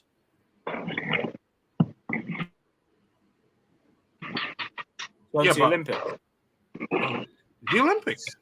Yeah, he's not going to. He's not going to the Euros, bro. He's going to Olympics. Olympics, And honestly, we should just let him go to the fucking Olympics. Mm-hmm. I was like, that's the thing. Like, I don't. My issue with Enzo because he was going to both. Like, if Enzo was going to the Olympics instead of Copa America, exactly. I was calm with him. Exactly, Scott. Too many games in a row before you go into a season. Yeah, like I don't want you to like that's happened to Hendrick. I don't understand that's happened to Enzo. Okay. Who's that? Who's that article That's from? Fabrizio. Understand Chelsea's I told you. position on Colwill remains the same as last summer. No plans to sell. Despite interest from several top clubs, Colwill is again considered an important part of the project and a key player for the future. Bayern keep working on Jonathan Tah. There you are. There you are. You ain't going anywhere. You know what Fabrizio's doing? He's going on Twitter, right? He's figuring out what's the biggest story that's getting shared around, then going and debunking it, like 30 minutes later, like every single time, every story. Yeah, this man's literally tweeting in 30-minute intervals. He's like, "Oh, Colwill, that's gonna be me sorted for 7:30." Exactly. He's a tapping merchant. He's a tapping merchant, technically. Bro, no, he's been debunking. It's not even tapping. He's been debunking everybody's reports. Like, if like Ben Jacobs comes out with something, right? Like 30 minutes after Ben Jacobs comes out with something, he's been just shutting all these rumors down, man. Every rumor just keeps on getting shut down within 30 minutes of him coming up. We saw it on Savić TV live yesterday. That shit was live. The Tuchel News live. He's on there talking about the Tuchel News, and then all of a sudden Tuchel's not linked no more, and he's just like, Savić just dancing around, and then Tuchel say, "No, I'm not seeing these kind of shit in Man United." Nah. Yeah, Savić, that's what it is. He's trying to monopolize the whole entire market of news. He's just debunking everybody else so he can monopolize all the market. They're getting Pochettino, man. They're getting Pochettino. Good luck with that. But yeah, he'll probably put a tweet out in half an hour saying Olise has not agreed personal terms with Chelsea just yet. He's not. So hey, I'm glad we got confirmation on that one. He didn't even mention anything about Bayern being interested. That's the funniest part. He didn't even mention that. No, but he used Bayern at the end to kind of like give it a subtle Bayern aren't interested. It's not happening with this guy with Bayern, and Bayern's only working on Jonathan Tah. Keep trying elsewhere, bruv. Keep trying elsewhere. But all right, cool. I'm glad we got to that conclusion relatively quickly. Big up to Ian saying, "Get me Olise, Sesko, Marmadashvili, Hummels, and maybe a left back." And I'm laughing. Just get rid of Lukaku, Kepa, Maatsen, Gallagher, Sarr, Broja, and keep Colwill. Okay, yeah, you like the incomings. I don't mind. Maybe a bit younger than that list. No, Maatsen. No, the incomings. I only agree with 2 of the incomings. Hummels a bit too old. No, I'd take Hummels. Hummels and Olise are the only 2 I'd take from that list. Sesko. You're not a fan of Marmadashvili, Scott? I like him as a shot stopper, but from everything I've heard, he's not great with his feet, which we already have that type of goalkeeper. And like that doesn't work. That's not going to work with Enzo. That's a fair point. The outgoings, yeah, no debate there. I wouldn't mind keeping Maatsen, but if someone pays the 35 million, is what is. Is what is. Kepa, fuck off. Lukaku, fuck off. For the rest of you, bye-bye. Rest of you, bye-bye. Simple as. But yeah, big up to IM for the donation.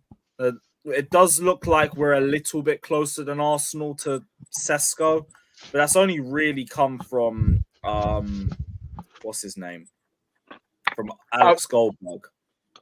Oh yeah, that's a good way. That's a good place to know what's going on. That's the only one that we've got. Other than that, we just know 7 clubs have offered contracts to him. Decision to be made in a few days. Very quiet. I feel like this transfer window, Lewis, for us and United are going to be both. We're going to sit here speculating and speculating and speculating, and in the end, it doesn't matter how much we speculate because they're just going to make a different decision than what we were speculating on. Yeah. Like, think about Enzo. Think about Enzo Maresca, right? Like how they hired Enzo Maresca. We were speculating on all these other managers. No one really thought that this was going to be our manager. And look, sure as shit, that's who the manager is. Yep. That's why I wouldn't be surprised if ETH stays for Manchester United. I really wouldn't be surprised whatsoever. At this point, I wouldn't be that shocked. I wouldn't write off either. If he stays, that's... It's taken so long. How is it taking this long to bin off a coach? You know what, if he stays, I mean, he's won 2 trophies, but yeah. that'll be the first and only nail in the coffin for a lot of United fans when it comes to Ineos. Yeah. Even that or the appointment. If it's Southgate or Poch, that'll be another nail in the coffin. No, but the thing is though, like with Southgate and Poch, right? Southgate's a bit different, but with Poch, as much as we hated him, and I think he's a shit manager, right? Like I could understand why they'd have that. Like they might look at it funny, but there won't just be out and out like just rhetoric and like it made sense at the time. Yeah, and it's like because if they can just like because look at like for as weird as it might be, they'll have the guys above him that can basically potentially get him guys to help with his system, right? They might have the same problems we did, but with Ten Hag, it's more than just that. It's the fact if he's quite clearly shown he has no interest in playing the same system that he did at Ajax. That was the only thing that was good about him, was what he did at Ajax. He has shown he has no interest in doing that. His picking favourites is horrible. His attitude towards some players is horrid. Like, was it just a bad manager? Put it that way. Yeah, the damage has already been done there. Yeah, the damage has already been done there. Like, you can't erase that. So if he is not sacked, like that probably would yeah. But here's the thing here's the reason why I say that, right? Because why wouldn't they give Jadon Sancho a chance to come back if he wasn't going to be like what's the reasoning behind it now? What's the reasoning behind you selling Jadon Sancho?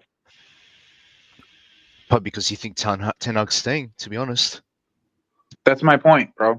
Yeah. Like, what's your reasoning behind selling Jadon Sancho? You're not going to even give him a chance to prove himself under a new manager. That doesn't make any sense unless you're going to keep Ten Hag. It doesn't make any sense unless you're going to keep Ten Hag. But on the other hand, they were talking to Ten Hag. It depends on what the sporting director wants to do, like Wilcox. I know, but even then, though, Scott, then you would want to at least give him a chance to improve how much he's going to cost, like for other teams. That's like a really cheap deal for Jadon Sancho. Like we've seen Jadon Sancho on a play at a really high level at other teams, just not Manchester United. And like for him to not even get a chance underneath a new management group, it makes me believe that they don't have a plan for their new manager, that their new manager's coming back from vacation right now.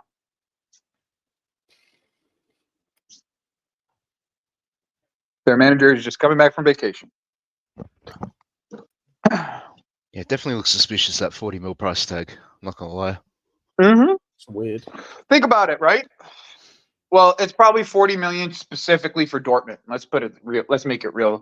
Yeah. I could see it being 40. Like, it's not that weird in the sense of like if they don't think he has a future, they're not getting the 70 they paid. Like they're straight. No, but you could get 50 to 60 for him probably if you actually seen him for another season loaned out somewhere. I think it depends. Do you know? I would agree with you, and this isn't their fault, but I would agree with you if he wasn't on those wages. I think the wages hampers that a lot. Okay, that's fair. With the best will in the world, put that in perspective. Yeah, like you might find a team that's willing to pay 50 mil, 55 mil, but they're only willing to give him like 150k, which is half of what he's on now. Mm-hmm. And it's not their fault, and not like it sucks for them. It doesn't really, because fuck United, but like it kind of sucks for them. No, I mean, we're dealing with the same thing with Sterling, so. Like, if we were to sell Sterling, it would be tough for us to sell Sterling because of the wages he's on.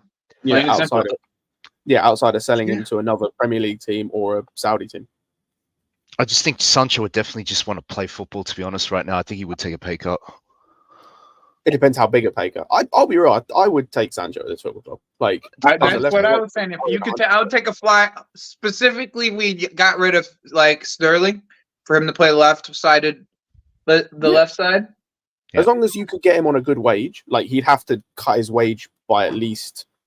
He can't be having. Saying Manchester United, you want to just swap straight up Sterling for Sancho? Like he can't. I mean, the wages are the same. He can't be on any more than 200k a week, and even that is like the wages are the same. Yeah, I'd take him. He works in this system in terms of being a touchline winner. Is Said still in the chat? Said, will you take Sterling for Sancho? Yeah, like, I know what he's gonna say, but yeah, like he'd fit the system. He works in a system. Like you look at United, and one of the reasons it didn't work is he's very much a guy who wants to link up play, which works with what Enzo wants to do. Like if you can keep him motivated, then like I think there's a good player in there. I don't think there's a problem with his motivation. I think that's just a bunch of hullabaloo, in my opinion. I think they maybe motivation's the wrong thing, but I think. Okay, let me rephrase that in terms of I think as long as Enzo can not alienate him, Clay, then yeah, I think it'll be fine. From what we've heard, that's the last thing he would do. He's like really good with players, like his man management and all that. Yeah, I haven't heard any issues with him in players when he was at Leicester. The only thing I heard when it came to players, and it wasn't even falling out, was that thing that the quote about the goalkeeper. And like the fact that, like, I'd only take Sterling. By the way, is if we lost another winger. If we lost a winger, like I mean, I'd only take Sancho if we lost a winger somehow. Like that's what I'm saying. Like outside of Olise, I'm not bringing in another winger unless we get rid of one of these other ones. Exactly. I'm not doing the stupid. I'm not doing the same shit we did under Potter because that was fucking like that was like regardless how good or bad he was, that was unreal. Trying to give a guy a 34-man squad and go work with this is beyond idiotic. Yeah, that's ridiculous. That's the thing. But then it brings up the question we've been asking for a while, like which winger does go? We all want it to be Sterling, but he's the least likely to go. Lewis, I don't care. Like, if we could find a way to loan out Mudryk, like it wouldn't even have to be a permanent. Like loan out Mudryk for a season, then I'm happy bringing another guy in. And then cool. Then you make it clear to Sterling, this is your final. Like this is your final year. Like you either got to step up this year or you are gone. Like just buy out his fucking contract, make him a free agent somewhere. Yeah, that give might him a year be the to prove easiest himself. situation. Yeah, give him a year to prove himself, and then if he does, calm.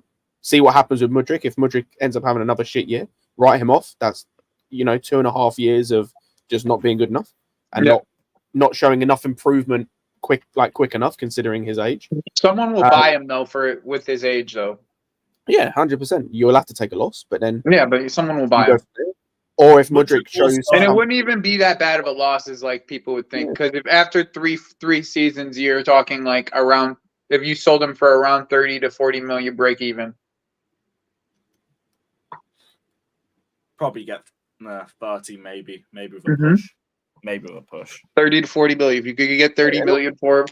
And it all depends on where you send him, the loan. Like if he has, like, say he has a Sancho-esque type loan, like Sancho's had the last year, you could easily get 40 mil from him from a say for example, or it depends. Like say for example, right? You look at Bayern, like they were interested in a loan. Say he goes to a Dortmund, has an unreal year, like you could easily see Bayern spending that money on him. You could see a Bayer Leverkusen if they lose Wirtz going and getting him if he has a quality year. Potentially, might see one of the teams in France potentially. I don't know. All thinking about it, but that makes the most sense because I see Santiago as well saying why give Sterling another year because we don't have a real choice. Yeah, we don't have a choice. Like that's kind of the problem here. If I had my way, Sterling is literally like in the top three of guys I'd get rid of this summer if I had my way. But Sterling's probably the hardest player on our squad to get rid of. Yep. Literally the hardest player on our squad to get rid of. Yep. Like it for multiple reasons. Wages, what his wants are. His wants are just stay in London. So like why the fuck would the guy want to move? Yep. Yep. He's making $300,000 a week and he's living in London. And Like most he's importantly, gotten this everything. one He has thrown everything themselves he at him. wants being here.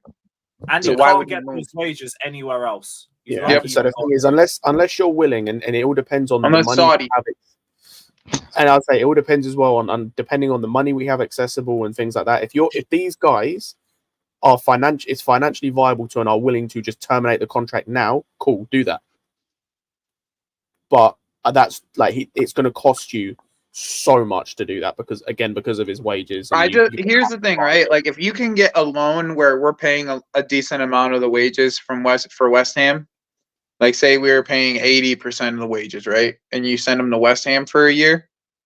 By next year, the contract termination wouldn't be that bad. Like because it's like 12 so months. like that's kind of like the thought process with Sterling specifically. Yeah, because instead of them having to pay like what would it be about 3-4 million if you times his things by 12, instead of you're only paying 3-4 million as opposed to 7-8. Exactly.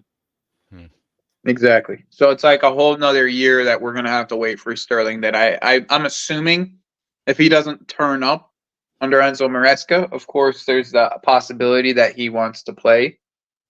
And a lot of what with Sterling for me is just effort levels. It's not necessarily his skill level. Like I don't necessarily think that his skill level isn't good enough. Like I actually think that if he puts the effort in, that he could be a good enough player for our team. But it's the effort levels are not consistent enough with him. Nope. It's like he's just he's just like there for the paycheck, you know? Like that's just what it looks like. That's the thing, and that's what's annoying is like, and it probably isn't. It's the case because like he comes across as a fairly professional guy in all the interviews. That's what it just looks like. Yeah, and I agree. Yeah, it just comes across like the way he. I don't want to say the way he like looks because that sounds bad, and it's not what I mean. But like just the way it's the way he presents himself when he's on the football pitch. A bit too nonchalant, huh? More a bit like everyone looks at off the ball stuff and everything, and like I've seen enough times where he doesn't give the left back any support defensively, and that's the annoying part. Yep. That's a really that's my biggest part. problem right there, Lewis. You hit the nail on the head right there. That's my biggest problem. He never going forward, he isn't consistent enough to like not be doing that because we had Hazard who did the same thing, but it's Hazard. Stay up top. Do your thing. I don't care. You're going to cook when you're on the ball. Sterling has been given the contract and the belief that he can be that sort of player, and he hasn't shown that at all. No consistency. You'll have 4 bad chances, then he'll get 1, and that'll be it. Yeah. And the thing with Hazard as well is like, as good as he was as well, and I've said this about Sterling before, even when he had bad games, he'd score. Yeah. Like, or he'd assist, or he'd pull out some bit of magic. And I said that about Sterling ages ago. Like when Sterling was going through those games where he was scoring, like after like, obviously, Burnley, he was good, but he had a few games where he wasn't playing well but scored. And I was like, I can't really complain. Like, you might be playing like shit, but you scored or assisted. You helped us win. If you do that every game, you're going to, like, if you do that every game, you end the season with 38 goal contributions in the league. And no one's complaining about that shit. No, like, no one will complain. But if no one's complaining about your wages, no one's complaining about the highest nothing. DNA in the season. Second highest. Oh no, it would have been high. Yeah, no, it would have been highest because Cole Palmer only got 30. Palmer got 33. I think he got 30. So yeah, that would be the highest. 33. What, just in the Prem or in all comps, Joey? Yeah, just the Prem. Okay. Was 34. But yeah, like, and that's the thing. It's like we couldn't complain. But then you don't do it every game, and you're doing it every other game. Cool. So then you're looking at 19, but you're not actually doing it every other game. You're doing it every 3 games. Okay, now we're having a conversation because that's what 13, roughly 13 goal contributions across the whole season. That's calm if you're a Madueke who's making most of his appearances off the bench, and even then it's not that fine. But you can allow it. The worst part is Sterling could. The thing is with Sterling is he has that. Like, he still has a chance to prove us all wrong. Is the one thing. Is like let me just tell you. Let's just put it this way, right? If Sterling next year comes and plays, and he's a bit part player, but he gives us 20 to 25 goal contributions next year. No one's gonna say a goddamn thing about fucking Sterling. Nope. No one's gonna say a goddamn thing. It's just like we see what you do off the ball, like Lewis says. Like there's too many times off the ball where we just see that you are lazy and Marc Cucurella is getting burnt for it. Then how many times have we said, Mark, why'd you make that mistake? And he's 2v1. It's not even just defensively. Like it's not even just defensively though. It's going forward as well. Like there's times when we'd see where he like. Bro, I'm dismissing that portion of it at this current moment, Scott. I'm not even speaking on it because I know everybody knows his head is straight down to the ground. He's looking right at the ball, straight down to the ground. He's not even looking to make a pass, and majority of the time he has the ball. Dude. That's been Raheem Sterling his entire life. So like, I'm not even like, that's been Raheem Sterling since Liverpool. Head down, running with the ball. He's not looking up to make a pass. Head down. His head is straight down to the ground. He's looking right at the ball. He's not looking at nothing else. Never picks his head up for nothing. Pure tunnel vision. That'd be the biggest problem with the 1v1s as well, then. Not even looking at the goalkeeper, not assessing. No, he's just looking at the ball, bro. He's always looking at the ball. Barely looks up to take for shots. Exactly. Even on a 1v1, he won't even look up to take the shot. He's looking to make sure he don't miss the ball because he runs so weird. So he got to make sure that he hit that shit correctly. He'd be running mad weird. So like when you're the way that he run, it's like, I don't know. It's like he doesn't have the confidence to pick his head up and then put his head down and the ball still be right there. You feel me? Yeah, exactly that. And True Blue, that's literally it with Sterling. We all know the capability that he has. But you have to show it. Because I think Milo said this earlier, like, this is what Sterling is. But he can still be this Sterling and do a bit more in terms of like just contribute with goals and assists and it be calm. Because I understand he's a bit of a limited player, right? We saw that at City, but we also saw at City that when he was in a position, and this does come down to the manager as well. When he was given a platform where it's like, okay, you don't have to do all the nonsense where you pick the ball up from deep, beat 3 guys on the dribble, then like get like in down to the bylines, cross the ball. No, we're not going to do that. We'll get Sane to do that because he can do that. You just have to get to the back post and get a tap in. You have to get your ass into the box, get to the back post, get free, and get a tap in. Cool. That's all he has to do. Time it right, please. Just time it right. Yeah. Because time it right. Yeah.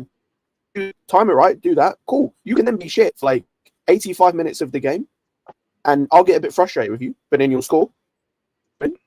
And you'll get, if you do that 2/3 of the season, you'll get 24 goals across the whole season. Cool. That'll put you in top goal scorer like conversations. Yeah, I mean, like, and what we have on the right hand side, he should be contributing in goals in that manner. That's what I'm saying. Because if you add Olise to Palmer and Reece James, that right hand side is going to be the most dangerous right hand side in all of football. Right. It literally turns into the most dangerous right hand side in all of football. Like there isn't a better right hand side of the pitch than those 3. So yeah, that back post that you're gonna be at, Raheem Sterling, there's gonna be quite a bit of chances for you. Like, just get in the box and score what you did at City for a year, and come back and defend. That's why I have a little bit of hope that under Maresca's system, we might be able to just get the best aspects of his game out of him. A little bit of hope. It's glimmering. Lewis, here's the thing. Here's the thing. We shouldn't even be looking for another left winger, though. It's so much easier to say that, but what's going to happen to Sterling if he's declined again? What's his excuse then? We're not going to. There isn't any excuse. There isn't any excuse. That's why we have to see. Then you terminate his contract. I said it's a glimmering hope.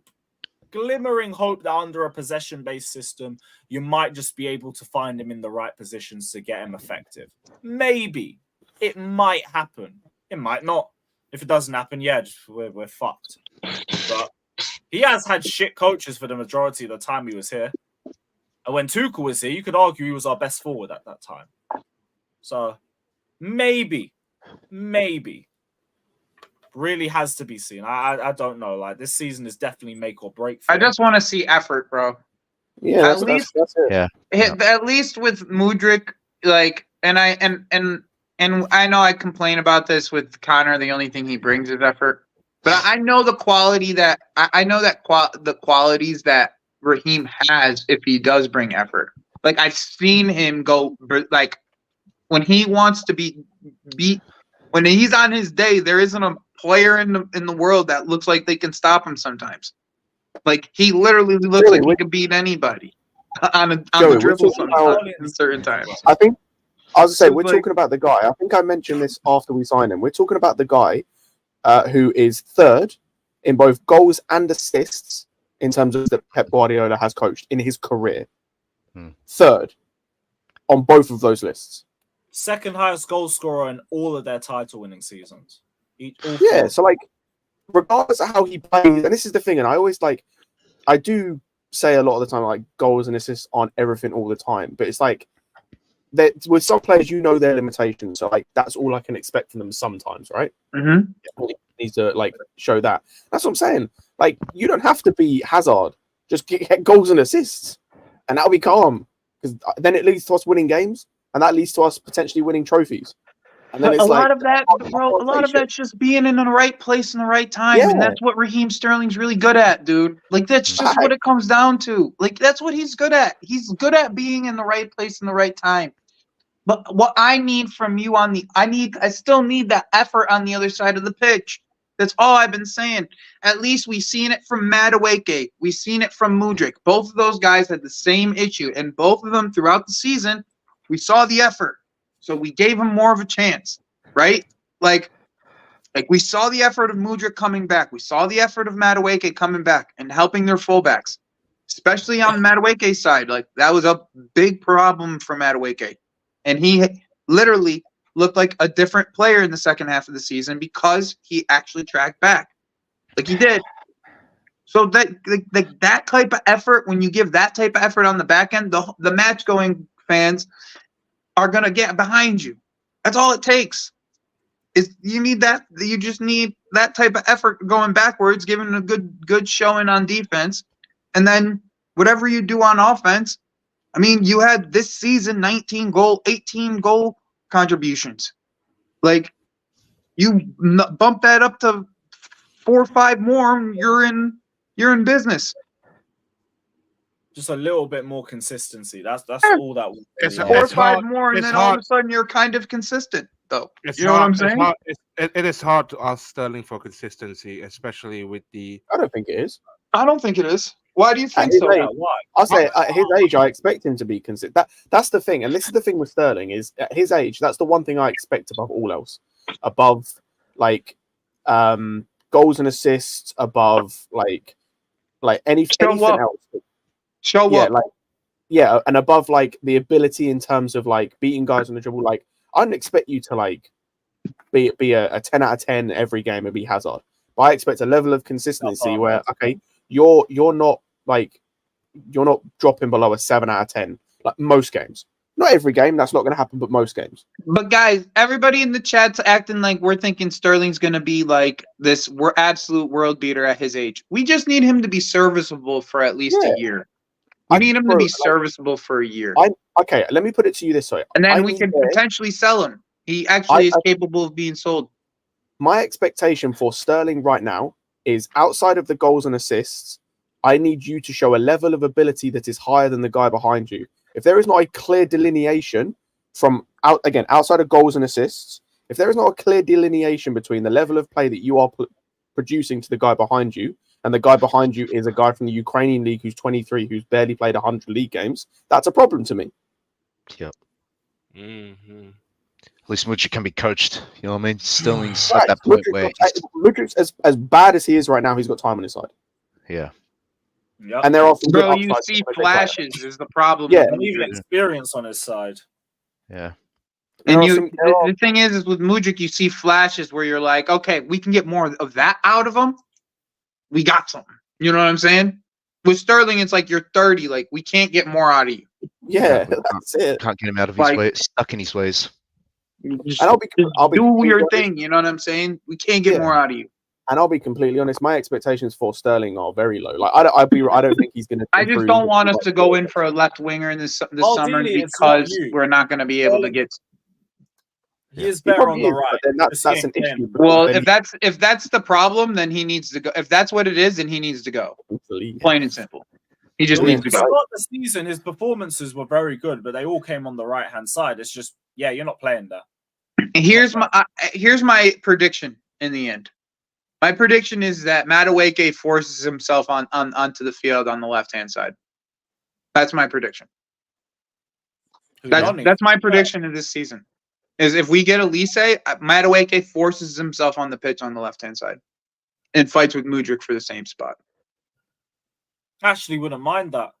I mean, like if you think about the way that Maresca likes his wingers, he doesn't really like them to be able to cut inside like that. Normally, he likes normally they're more traditional. But when you see Madueke on that left hand side for England 21, he's literally hits a byline and hits a cross in pretty much every time. So if that's what he wants from his winger, then especially if we're going for like a Sesko who's like supposedly aerial dominant. Yeah, actually, what about Nkunku? Nkunku and Palmer will end up rotating in the same position. Palmer and Olise will rotate the same position. I think a lot of this just depends on what Maresca does. I think he's going to have to adjust personally, but that's going to be adjust from his Leicester ways, like personally, like to accommodate for the way that our team is. Just like formationally, he may be able to keep that same philosophy, but he's going to have to play a 4-3-2-1 in that philosophy. I think in the end, like that's just my personal opinion behind it, but I might be wrong.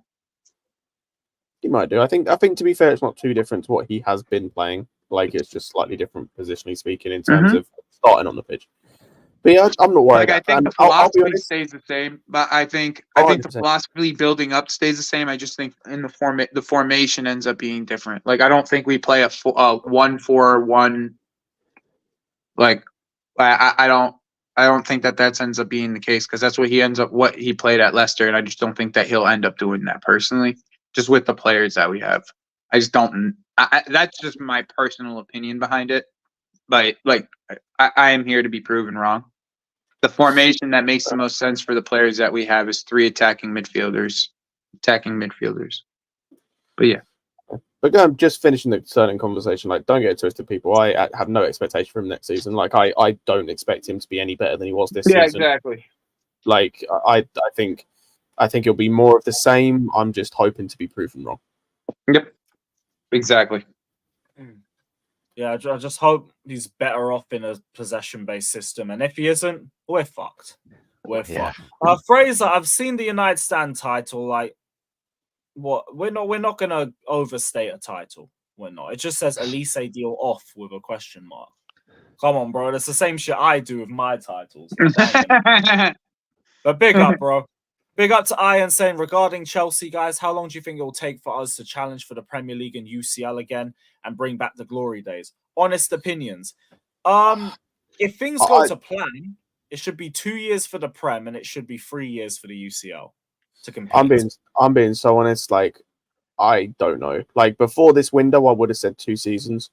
Like basically 3 or 4 windows. But with the way that so far. I'll preface this. So far, this window is going. I'm not impressed. So far, like I said that it would be like 2 seasons or 4 windows, whatever. I think I said last season with like actually pulling your finger out, signing some proper targets, this, that, and the other. And so far, like Olise aside, the other targets are just more of the same to me. Like they're nice guys, but it's like that we're waiting like 3-4 years for some of these guys to come into what we need. God willing is the answer to that. God willing. Ilya, God willing, bro. God willing. Yeah, big up Ilya, man. Like, say 2 years for the Prem if everything goes to plan, because we would get 4th, then compete for the title, and then you would aim to compete for both trophies. I'll be real. The only reason why I don't say 2 years now is because, again, it depends on who we get, right? But a lot of the guys we're looking at, they would have to have a serious jump. Some of the guys that we're looking at, some of the guys we've got would have to have a serious jump in where they're playing at for us to win the league. And I don't know. I think just mostly defensively is the question. Not even necessarily defensively, bro. If we get Sesko, for him to be a title-winning striker, I need to see a serious jump. Like, I can't be waiting 6 months for you to come good in a season. That ain't acceptable. Like, that ain't acceptable. You need to have a serious jump. Like, he's only just started to blow as well. We're asking it's the same. It's the same on the left hand side with the left wingers. Like, Mudryk needs to have an astronomical level jump, or we need to go and get something. Yeah, but let's just say it's in Nkunku, right? Let's just say it's in Nkunku. That's my other thing. Or if it's going to be in Nkunku, calm. That's a different conversation. Like, that's what I'm saying. Like, if you look at it positionally, like I'm looking at it, can Enzo and Caicedo actually work? Right? Can our center backs that we have not concede dumb fucking set piece goals?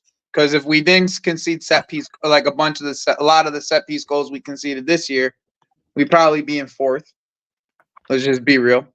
Hopefully they fix that with Cueva. And can we get a defensive structure good enough in the big games where we're not conceding 3 to 4 goals? Because that's what we're in shootouts in every single one of these big games. Like every single one of these big games, we were in a shootout. Any team against the Big Six, we're in a shootout. Like, we can't be in shootouts against these teams. Like, that's just like, it's not realistic to win these games. Trying to win 3 to 2. I think that came more down to Pochettino's structure, though. No, I know, but that's what I'm hoping that is going to actually change. You know what I'm saying? I don't know enough about what Enzo's going to do. I know what you see on YouTube, right? Like, that's as much as we know, bro. What he's done at Leicester. That's as much as we know. So it's still just hoping. I hear it. We just need to see what he has. But if everything does go to plan, it should definitely not be shootouts. It should be us just in full control of games. So One can hope, right? Big up to Ilya saying, I'm sorry, Joey, but Nkunku's going to play left wing. And that's why I said God willing, right? Yeah. God willing, Ilya. They're in the midfield. If we need a massive jump from anywhere, it'll be the defense. We need to be rock solid. Yep. I could. You know what? You know what we need? We need health. We need freaking health. I think that's the thing. I think we need health. That's what we need. We don't need 10 injuries. Like if we can freaking go through the season and only go through the season with like 2-3 injuries during the season in our squad, then we're gonna be a dangerous freaking team. Like just on talent, like we're gonna be extremely dangerous. Yeah, like the depth we got, you know what I mean? So we just have to have if Sesko is as much of a bagsman as they put him out to be, then we are going to be very goddamn dangerous. Like that's just what it's gonna come down to. As long as we're healthy. Like if you're telling me like that you're like the talent level of just having Christopher Nkunku, Cole Palmer, and Michael Olise on the front line, just that talent level in itself is scary as fuck. Like it is just scary as shit. Like it's not a lineup that any team is gonna want to see. Like period. It like regardless on who the striker is. You could have Nicholas Blind Jackson up there, and it's still a freaking scary lineup. Like, and I think the fact that, like, as we sit here today, I think we can all, with everyone fit, we can easily name our starting 11, and I think it looks good. But like, at least 3 of the players in that starting 11 need to stay fit regularly, and then it's all just about like what Enzo decides to do. And I think most of it needs to wait until preseason. Because like if we get to preseason and we find that, you know, he starts Sanchez in goal and he's not good enough, okay, cool, we probably need a goalkeeper. If Jackson starts up front and, you know, it's not quite clicking, okay, we might need another striker as well. Say Osimhen becomes available, cool, go and get him. If the defense still looks shaky, okay, we might need another centre back, whatever, right? But yeah, outside of Olise, like we're in a good position. Get Olise done and we're in a good position where like we just need to see how Enzo then lines up to work out where the holes might be, because I think most of us can come come to a consensus for the most part of a lineup that makes sense, like with who we've got here. Yeah, it's true. Hear that. Shout out to Ilya for the donation as well. Just quickly, Anyone know anything about Pedro Lima? Seen as Not well, baby Cafu. Not for fucking Scalia. I've seen him play once with the U20 team, like with all the squad, like Andre Santos and them. And he just looks like another one of them left backs that just love to bomb up the side, bright side. Like it's nothing. He looks like a winger that can play a little bit of defense. That's what it is. Yeah, just a highly talented defender in Brazil, huh? Just another one. Yeah, that he'll just be something for us if one of Gusto or James decides to leave for whatever reason in the next 5 years.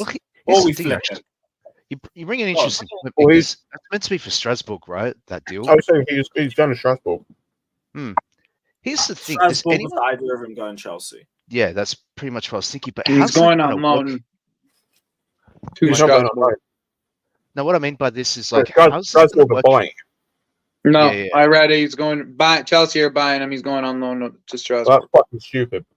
I agree. I thought he was back for Strasbourg, not us. Oh, why did these? These owners are freaking loan spots. Owners are doing this multi-club model all backwards. Like their heart's in the right place, but unfortunately, it doesn't matter because the way that Strasbourg right now is they're not a model. They're not a club that's making any freaking money. So we have to provide them with that type of money to begin with. But like they're just like the same ownership in terms of like they can afford to buy this right back, surely.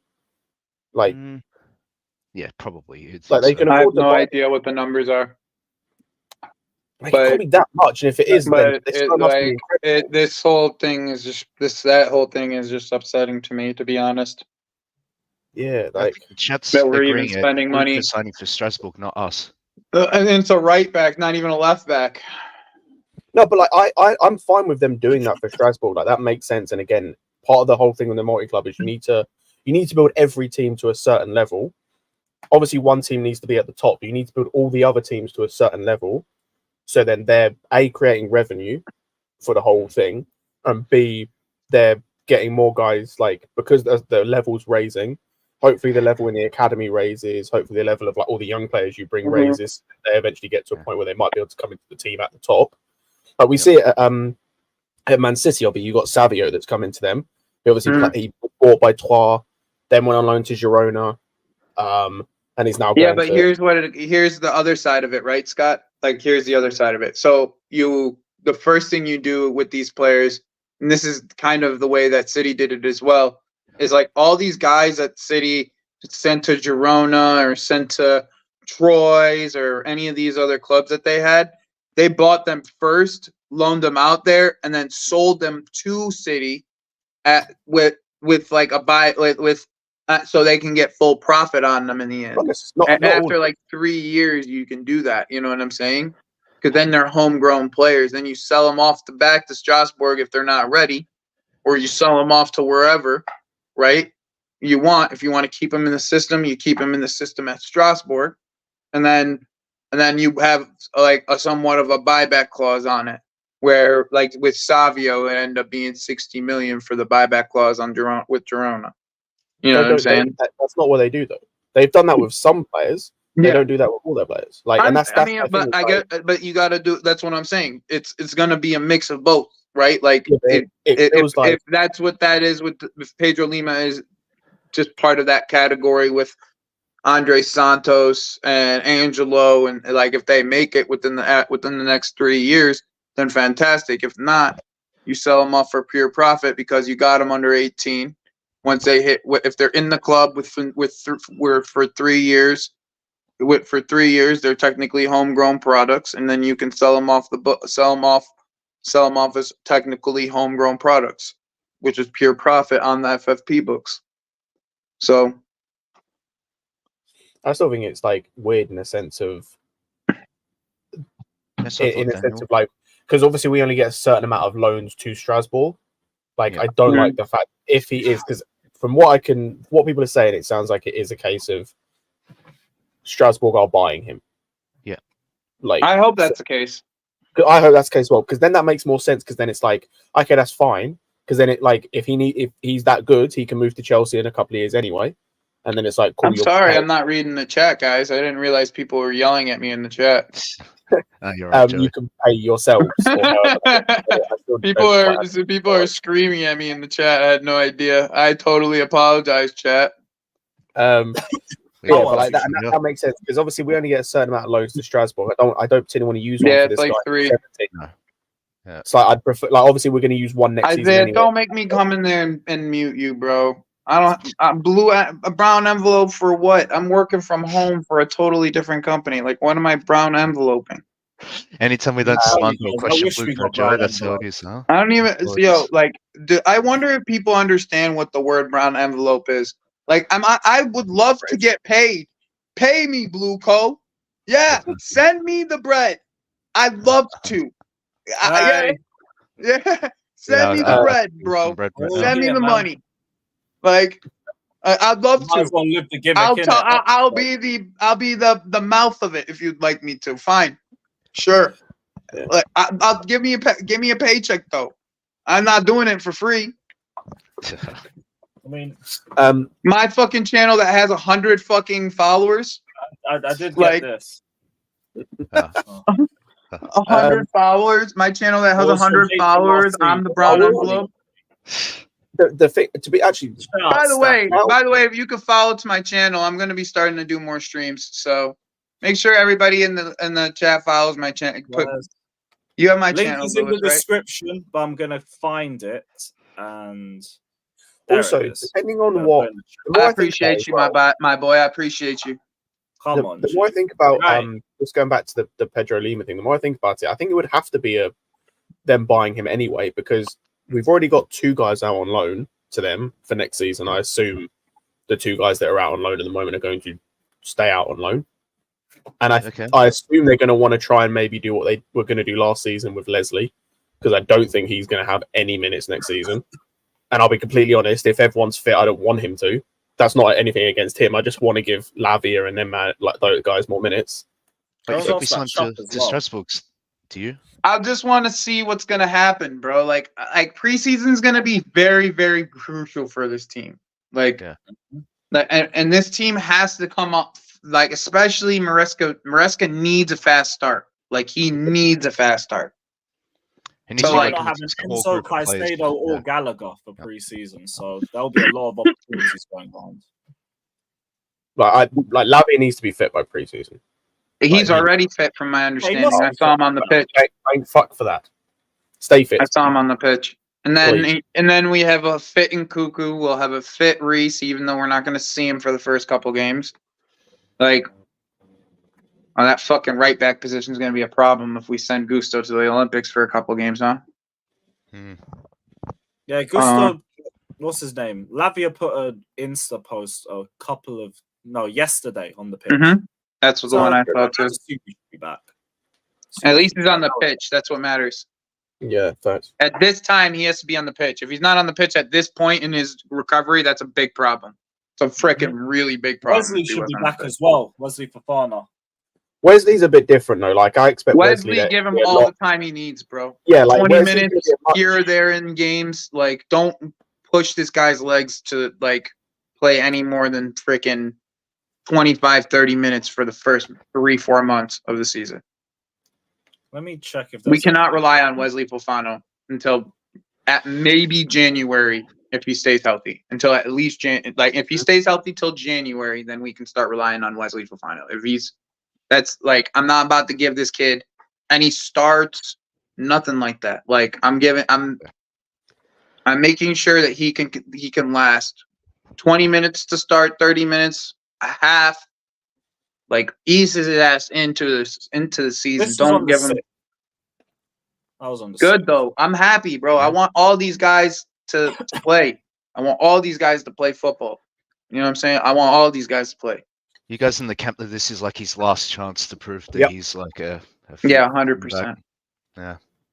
If he gets one more, don't ease these guys in, bro. Ease these guys in. And I'll be, for me, I'll be honest. It depends on what the injury is and the severity, right? Like if he gets, I don't know, say a calf injury where he's out for a month, I can allow that, right? If he gets another knee injury, it's specific knee injuries. Any type of knee injury, bro. Both. It's either knee. Yeah, and that's what any type of knee injury, I don't care what it is. I don't care whether you twist your knee and you're out for 2-3 weeks. See you later. Yeah, it's chronic then at that point. Yeah. Yeah, your knees are fucked. Your knees are made of paper. Makes that an all-time low. Yeah. I hope this is the last one for him. He's such a good centre back. And okay, Gusto not going to the Olympics. No, I'm not catching up to Chelsea news. That's good to hear. Did you not hear Mudryk blocked as well. What's his face? Mudryk blocked as well. Yeah, he's blocked too. That's good because he's playing Europa League. He's playing Europa. Or I mean, Conference League. Yeah. No. He's playing with Ukraine. Oh no, Ugo Chukwu's going. Ugo Chukwu's going. Yeah, Ugo Chukwu. We can send Ugo Chukwu. I think we should loan Ugo Chukwu out anyways. What's his face? Thierry Henry did an interview about the team and basically said, "I just kept getting told no. I haven't been told this many no's since school or something. He kept getting told no by us because he asked for Gusto no, asked for Badia Shield no, just kept getting told no. The only one we said he'd have was Ugo Chukwu, which is also that's another reason why I think he's going out on loan next season. Yeah, agreed. Yeah. Everyone else that is even semi-critical or semi-key to for preseason, we've said no to. Yeah, Henry's probably begging Olise not to join us. Yeah, we just gotta ease Wesley Fofana into the season, guys. Ease him into the season. Don't give him too much time on the pitch. He's a very reckless player in general. I wouldn't say reckless, but he's very aggressive. He's a very aggressive player. So he's going to go in, put himself into tackles and things of that nature. Just ease himself into the season. Make sure that knee's stable. And then if you want to give him some Conference League games, here and there to prove himself over 90 minutes, then fantastic. And then, boom, halfway through the season, if he's healthy, you put him in the starting lineup in the Premier League. But until then, you shouldn't see more than 20 to 30 minutes until January. That's just my opinion. I want this guy to succeed here, and the best way to get him to succeed is to make sure that he can play on that knee. Just got to ease him in. I don't know if it will take that long, depending on his fitness and everything. I think you could get him back within a month or two. That's the way it should usually be going. Then I'm telling you, you should for a knee injury like this. Bro, you don't get your burst back from that type of knee injury for another year after this year. After the year of surgery, you don't get it back for another year. So it's like a 2-year recovery. The original knee, knee surgery, year of knee surgery, and then you don't get your burst really back, period, but you'll get some of your burst back a year later. We saw it with Van Dijk. Saw the same thing with Van Dijk. Remember, he had the Jordan Pickford thing, the Jordan Pickford knee clash with him. Yep. He was out for a year. He looked like a bum that next following year, and then he came back the year after, and they made the Champions League final. Okay, I understand that. That makes sense. Okay, so maybe it does have to be a bit of a slower progression. Mm-hmm. Yeah, just stay fit. That's the main thing that matters. Over anything, we need to see you just stay fit for as long as possible. I think Santos ends up staying personally, but if not, he ends up in Portugal. I'd send him back out on loan to Strasbourg again. I don't think he goes to Strasbourg, my guy. I think he's going to want to play somewhere where Porto's offered him a loan last year. I think that they're going to come back for that. Yeah. I think it depends. The only reason I would say no, as much as I do think it's a good loan for him in terms of abilities, but just because of how much change he had last season, in terms of movement, just in terms of, obviously he was at Chelsea for preseason, then went to Forest, barely played, then obviously moved to Strasbourg, didn't start initially when he went there, wasn't really playing that much, took him a while to get into the team. I'd kind of prefer to send him back to Strasbourg, even though the level isn't as good as Porto. It's gonna be familiar. Hopefully he'll have Angelo there. He'll have it right from the start.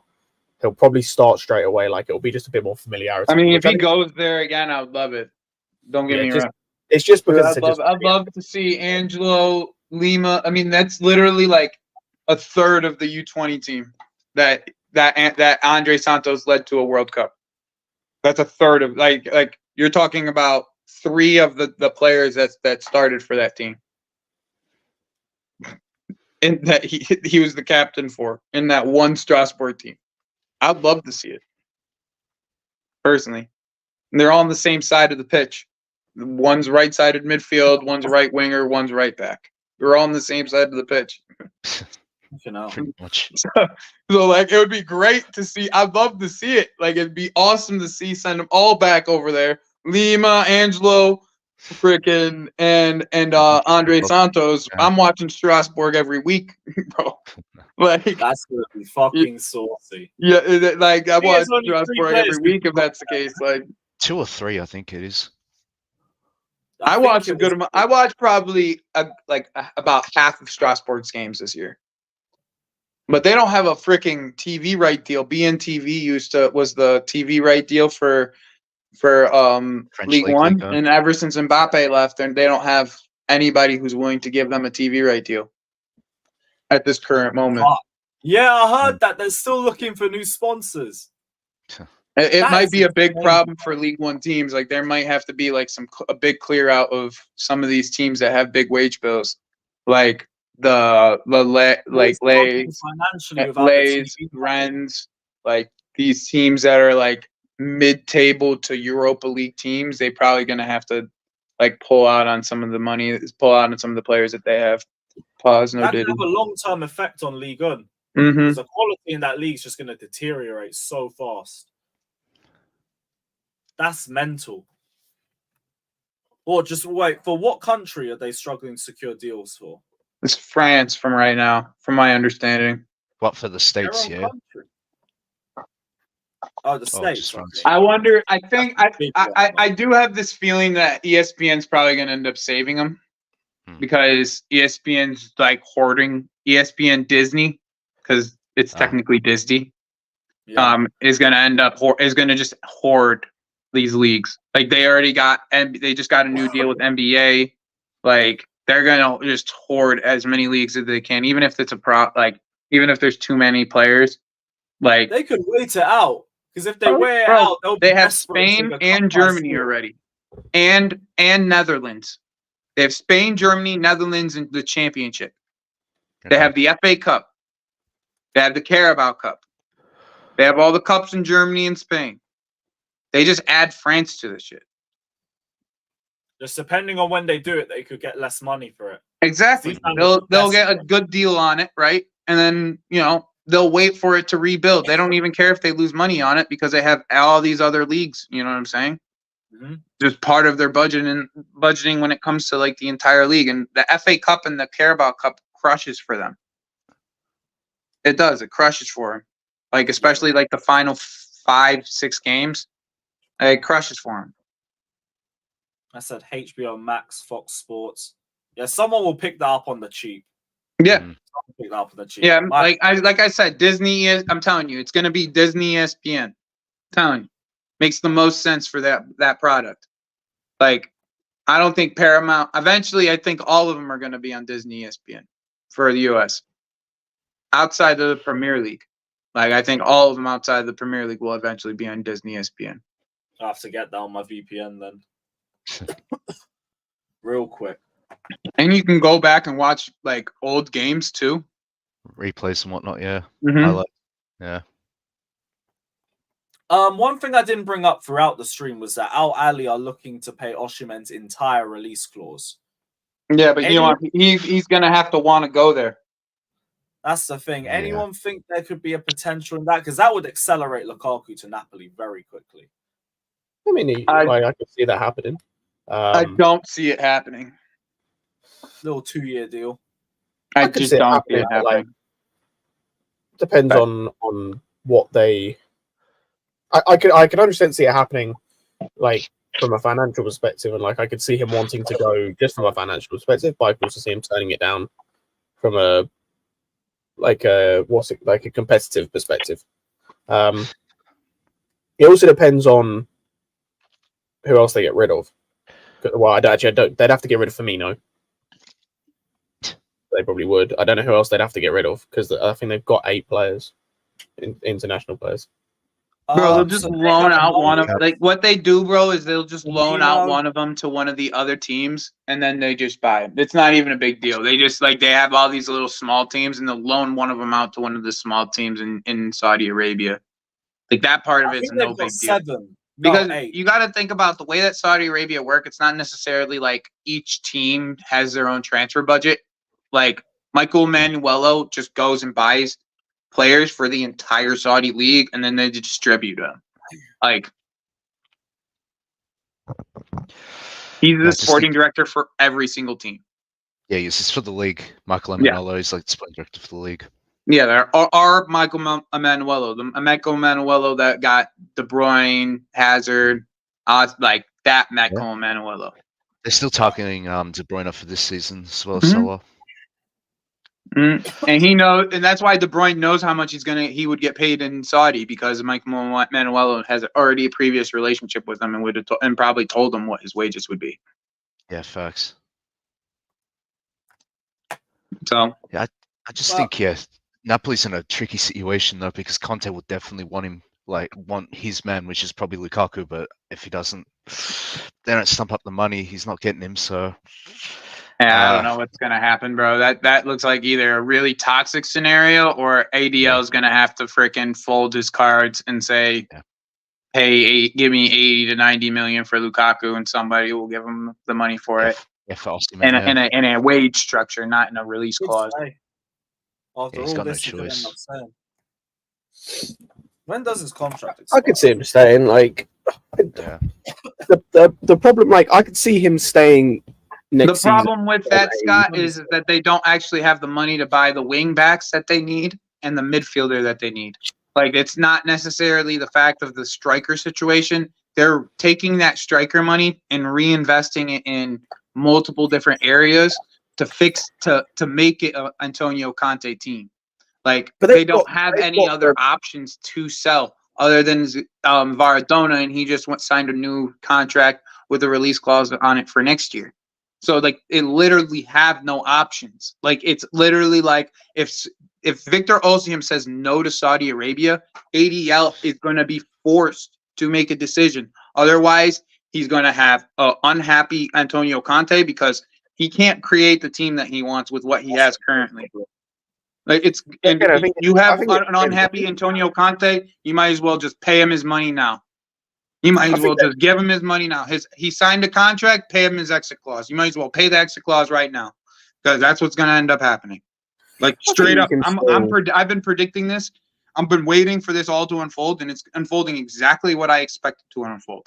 They're going to eventually offer him up to Saudi Arabia. He's going to say no to Saudi Arabia, and then he's going to say, hey, we're going to have to get less than 120 million for him.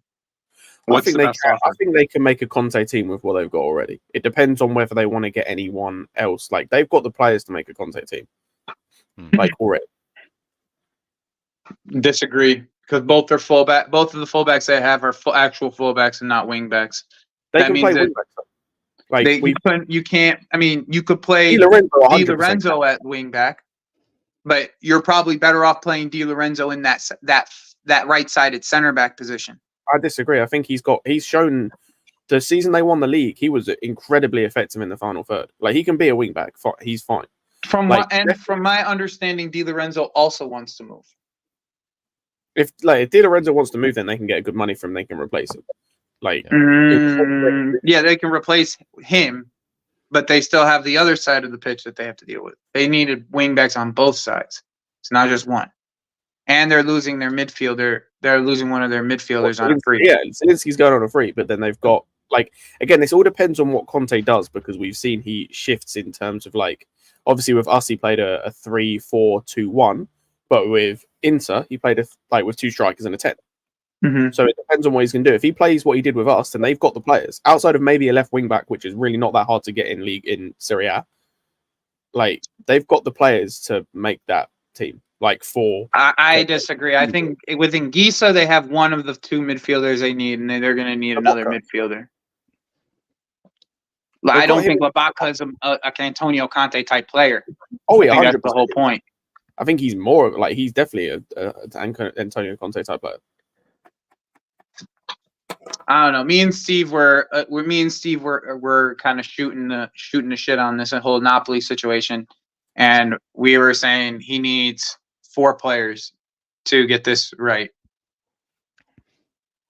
I think the only thing they may need, just because I don't know what their situation is in regards to this, is potentially a centre back. But like, I think they're fine. I think the whole thing with the Napoli thing, I think they'll be fine regardless.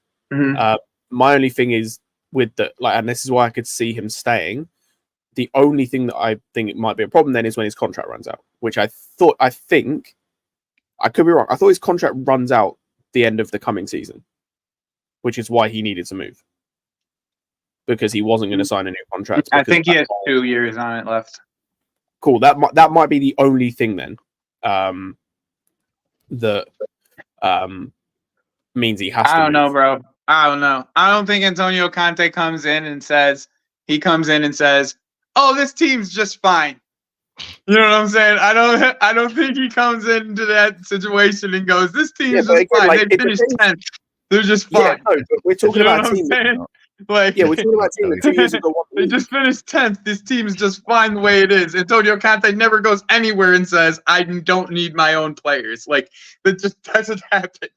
That's I guess I'm just making an assumption here. How many players did they lose from their title-winning team? Zielinski, and that's it? Yeah. And Kim Min-jae. Kim Min-jae, yep.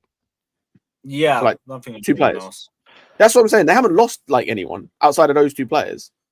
So I don't know how many players they actually need to add. I don't think they need to add a few players. But I'll be real, if they are so broke, they can't get a left wing back, potentially a centre back, and potentially a midfielder, then why has Conte gone there in the first place? Because they expected to sell one of their top players. Like, that was the expectation. That's been the expectation this entire time. That's why instantly he said, they told that, like, ADL probably said, "Yeah, we're selling Victor Osimhen." Yeah, cool, that's but then probably what he told him. He's like, "Yeah, we're selling Victor Osimhen." And he's probably like, "All right, well, I want Romelu Lukaku." The whole season, like, it's not like he's changed his idea on price. Like, this is ADL as well. He doesn't change his mind on price. He never has done. Yeah, like that's why I think it's going to be a forced situation. I think it's going to be a forced situation. Bro, we've seen this with ADL with so many people. Like, he's not going to change at all. He won't change his mind. No, I promise you, he won't change his mind. And they want to buy a right winger too. They've got they've got players. You keep on saying this, bro, but they're linked with Chiesa too. You that's think fine, and they'll need to sell. Then Joey, if that's the case, they'll need to sell one of their wingers they've got. So they'll raise money that are worth nothing. You're talking about guys that are worth nothing in Italy. They're worth nothing. They'll go to some small club and they'll get 8 million for him, 10 million for him. No, what are we talking about? We're talking about guys like Politano who have played for 2 top clubs in Italy and have won league titles with, I think, 2 clubs in Italy. Like, you can get money for him. This is what I'm talking about. This is why I don't understand. We're talking about a league. See. Scott, we'll see, bro. We'll see, bro. You know how this league rolls. They are cheapskates. I know, but we know they're that cheapskates. We know that from interleague moves as well. So what I'm saying is, like, say they go and get a new right winger. If they go and get Chiesa, they'll probably go and get him for like 30 million for and that's an obligation at the end of 1 year of a loan. So they don't have to pay anything the first year. Cool. So then they don't need to sell Osimhen, at least not now. So like again, it all just depends on like what they plan to do and who they want. And again, hey, you got an opinion, I got an opinion on it. Let's just say our opinions differ on it, and let's just be there. Let's leave it at that. I think that there's absolutely no way that they can keep Osimhen without keeping Antonio Conte happy by keeping Osimhen. There's no keeping Osimhen and keeping Antonio Conte happy. Together, it doesn't happen. Together, it just doesn't happen. That's all. That's just my opinion. Okay, I do got to get back to work though, boys. It was nice talking to you guys. Nice seeing you guys chat. Have a good one. Joey. Take care, man. Yeah. I won't lie as well. I do think we've gone through everything, so we're going to wrap up the stream now. But we will be back at 11 p.m. A-listers, so keep a lookout for that. We're going to redirect everybody over to Never a Foul, so keep a look, and we'll be back tomorrow. But for now, I do have to bounce because I got shit I need to pick up before A-listers, and I got to run to the gym. So big up to everybody that's locked in. Everyone head over to Never a Foul. And yeah, up the Chelsea. Big up. The Chelsea.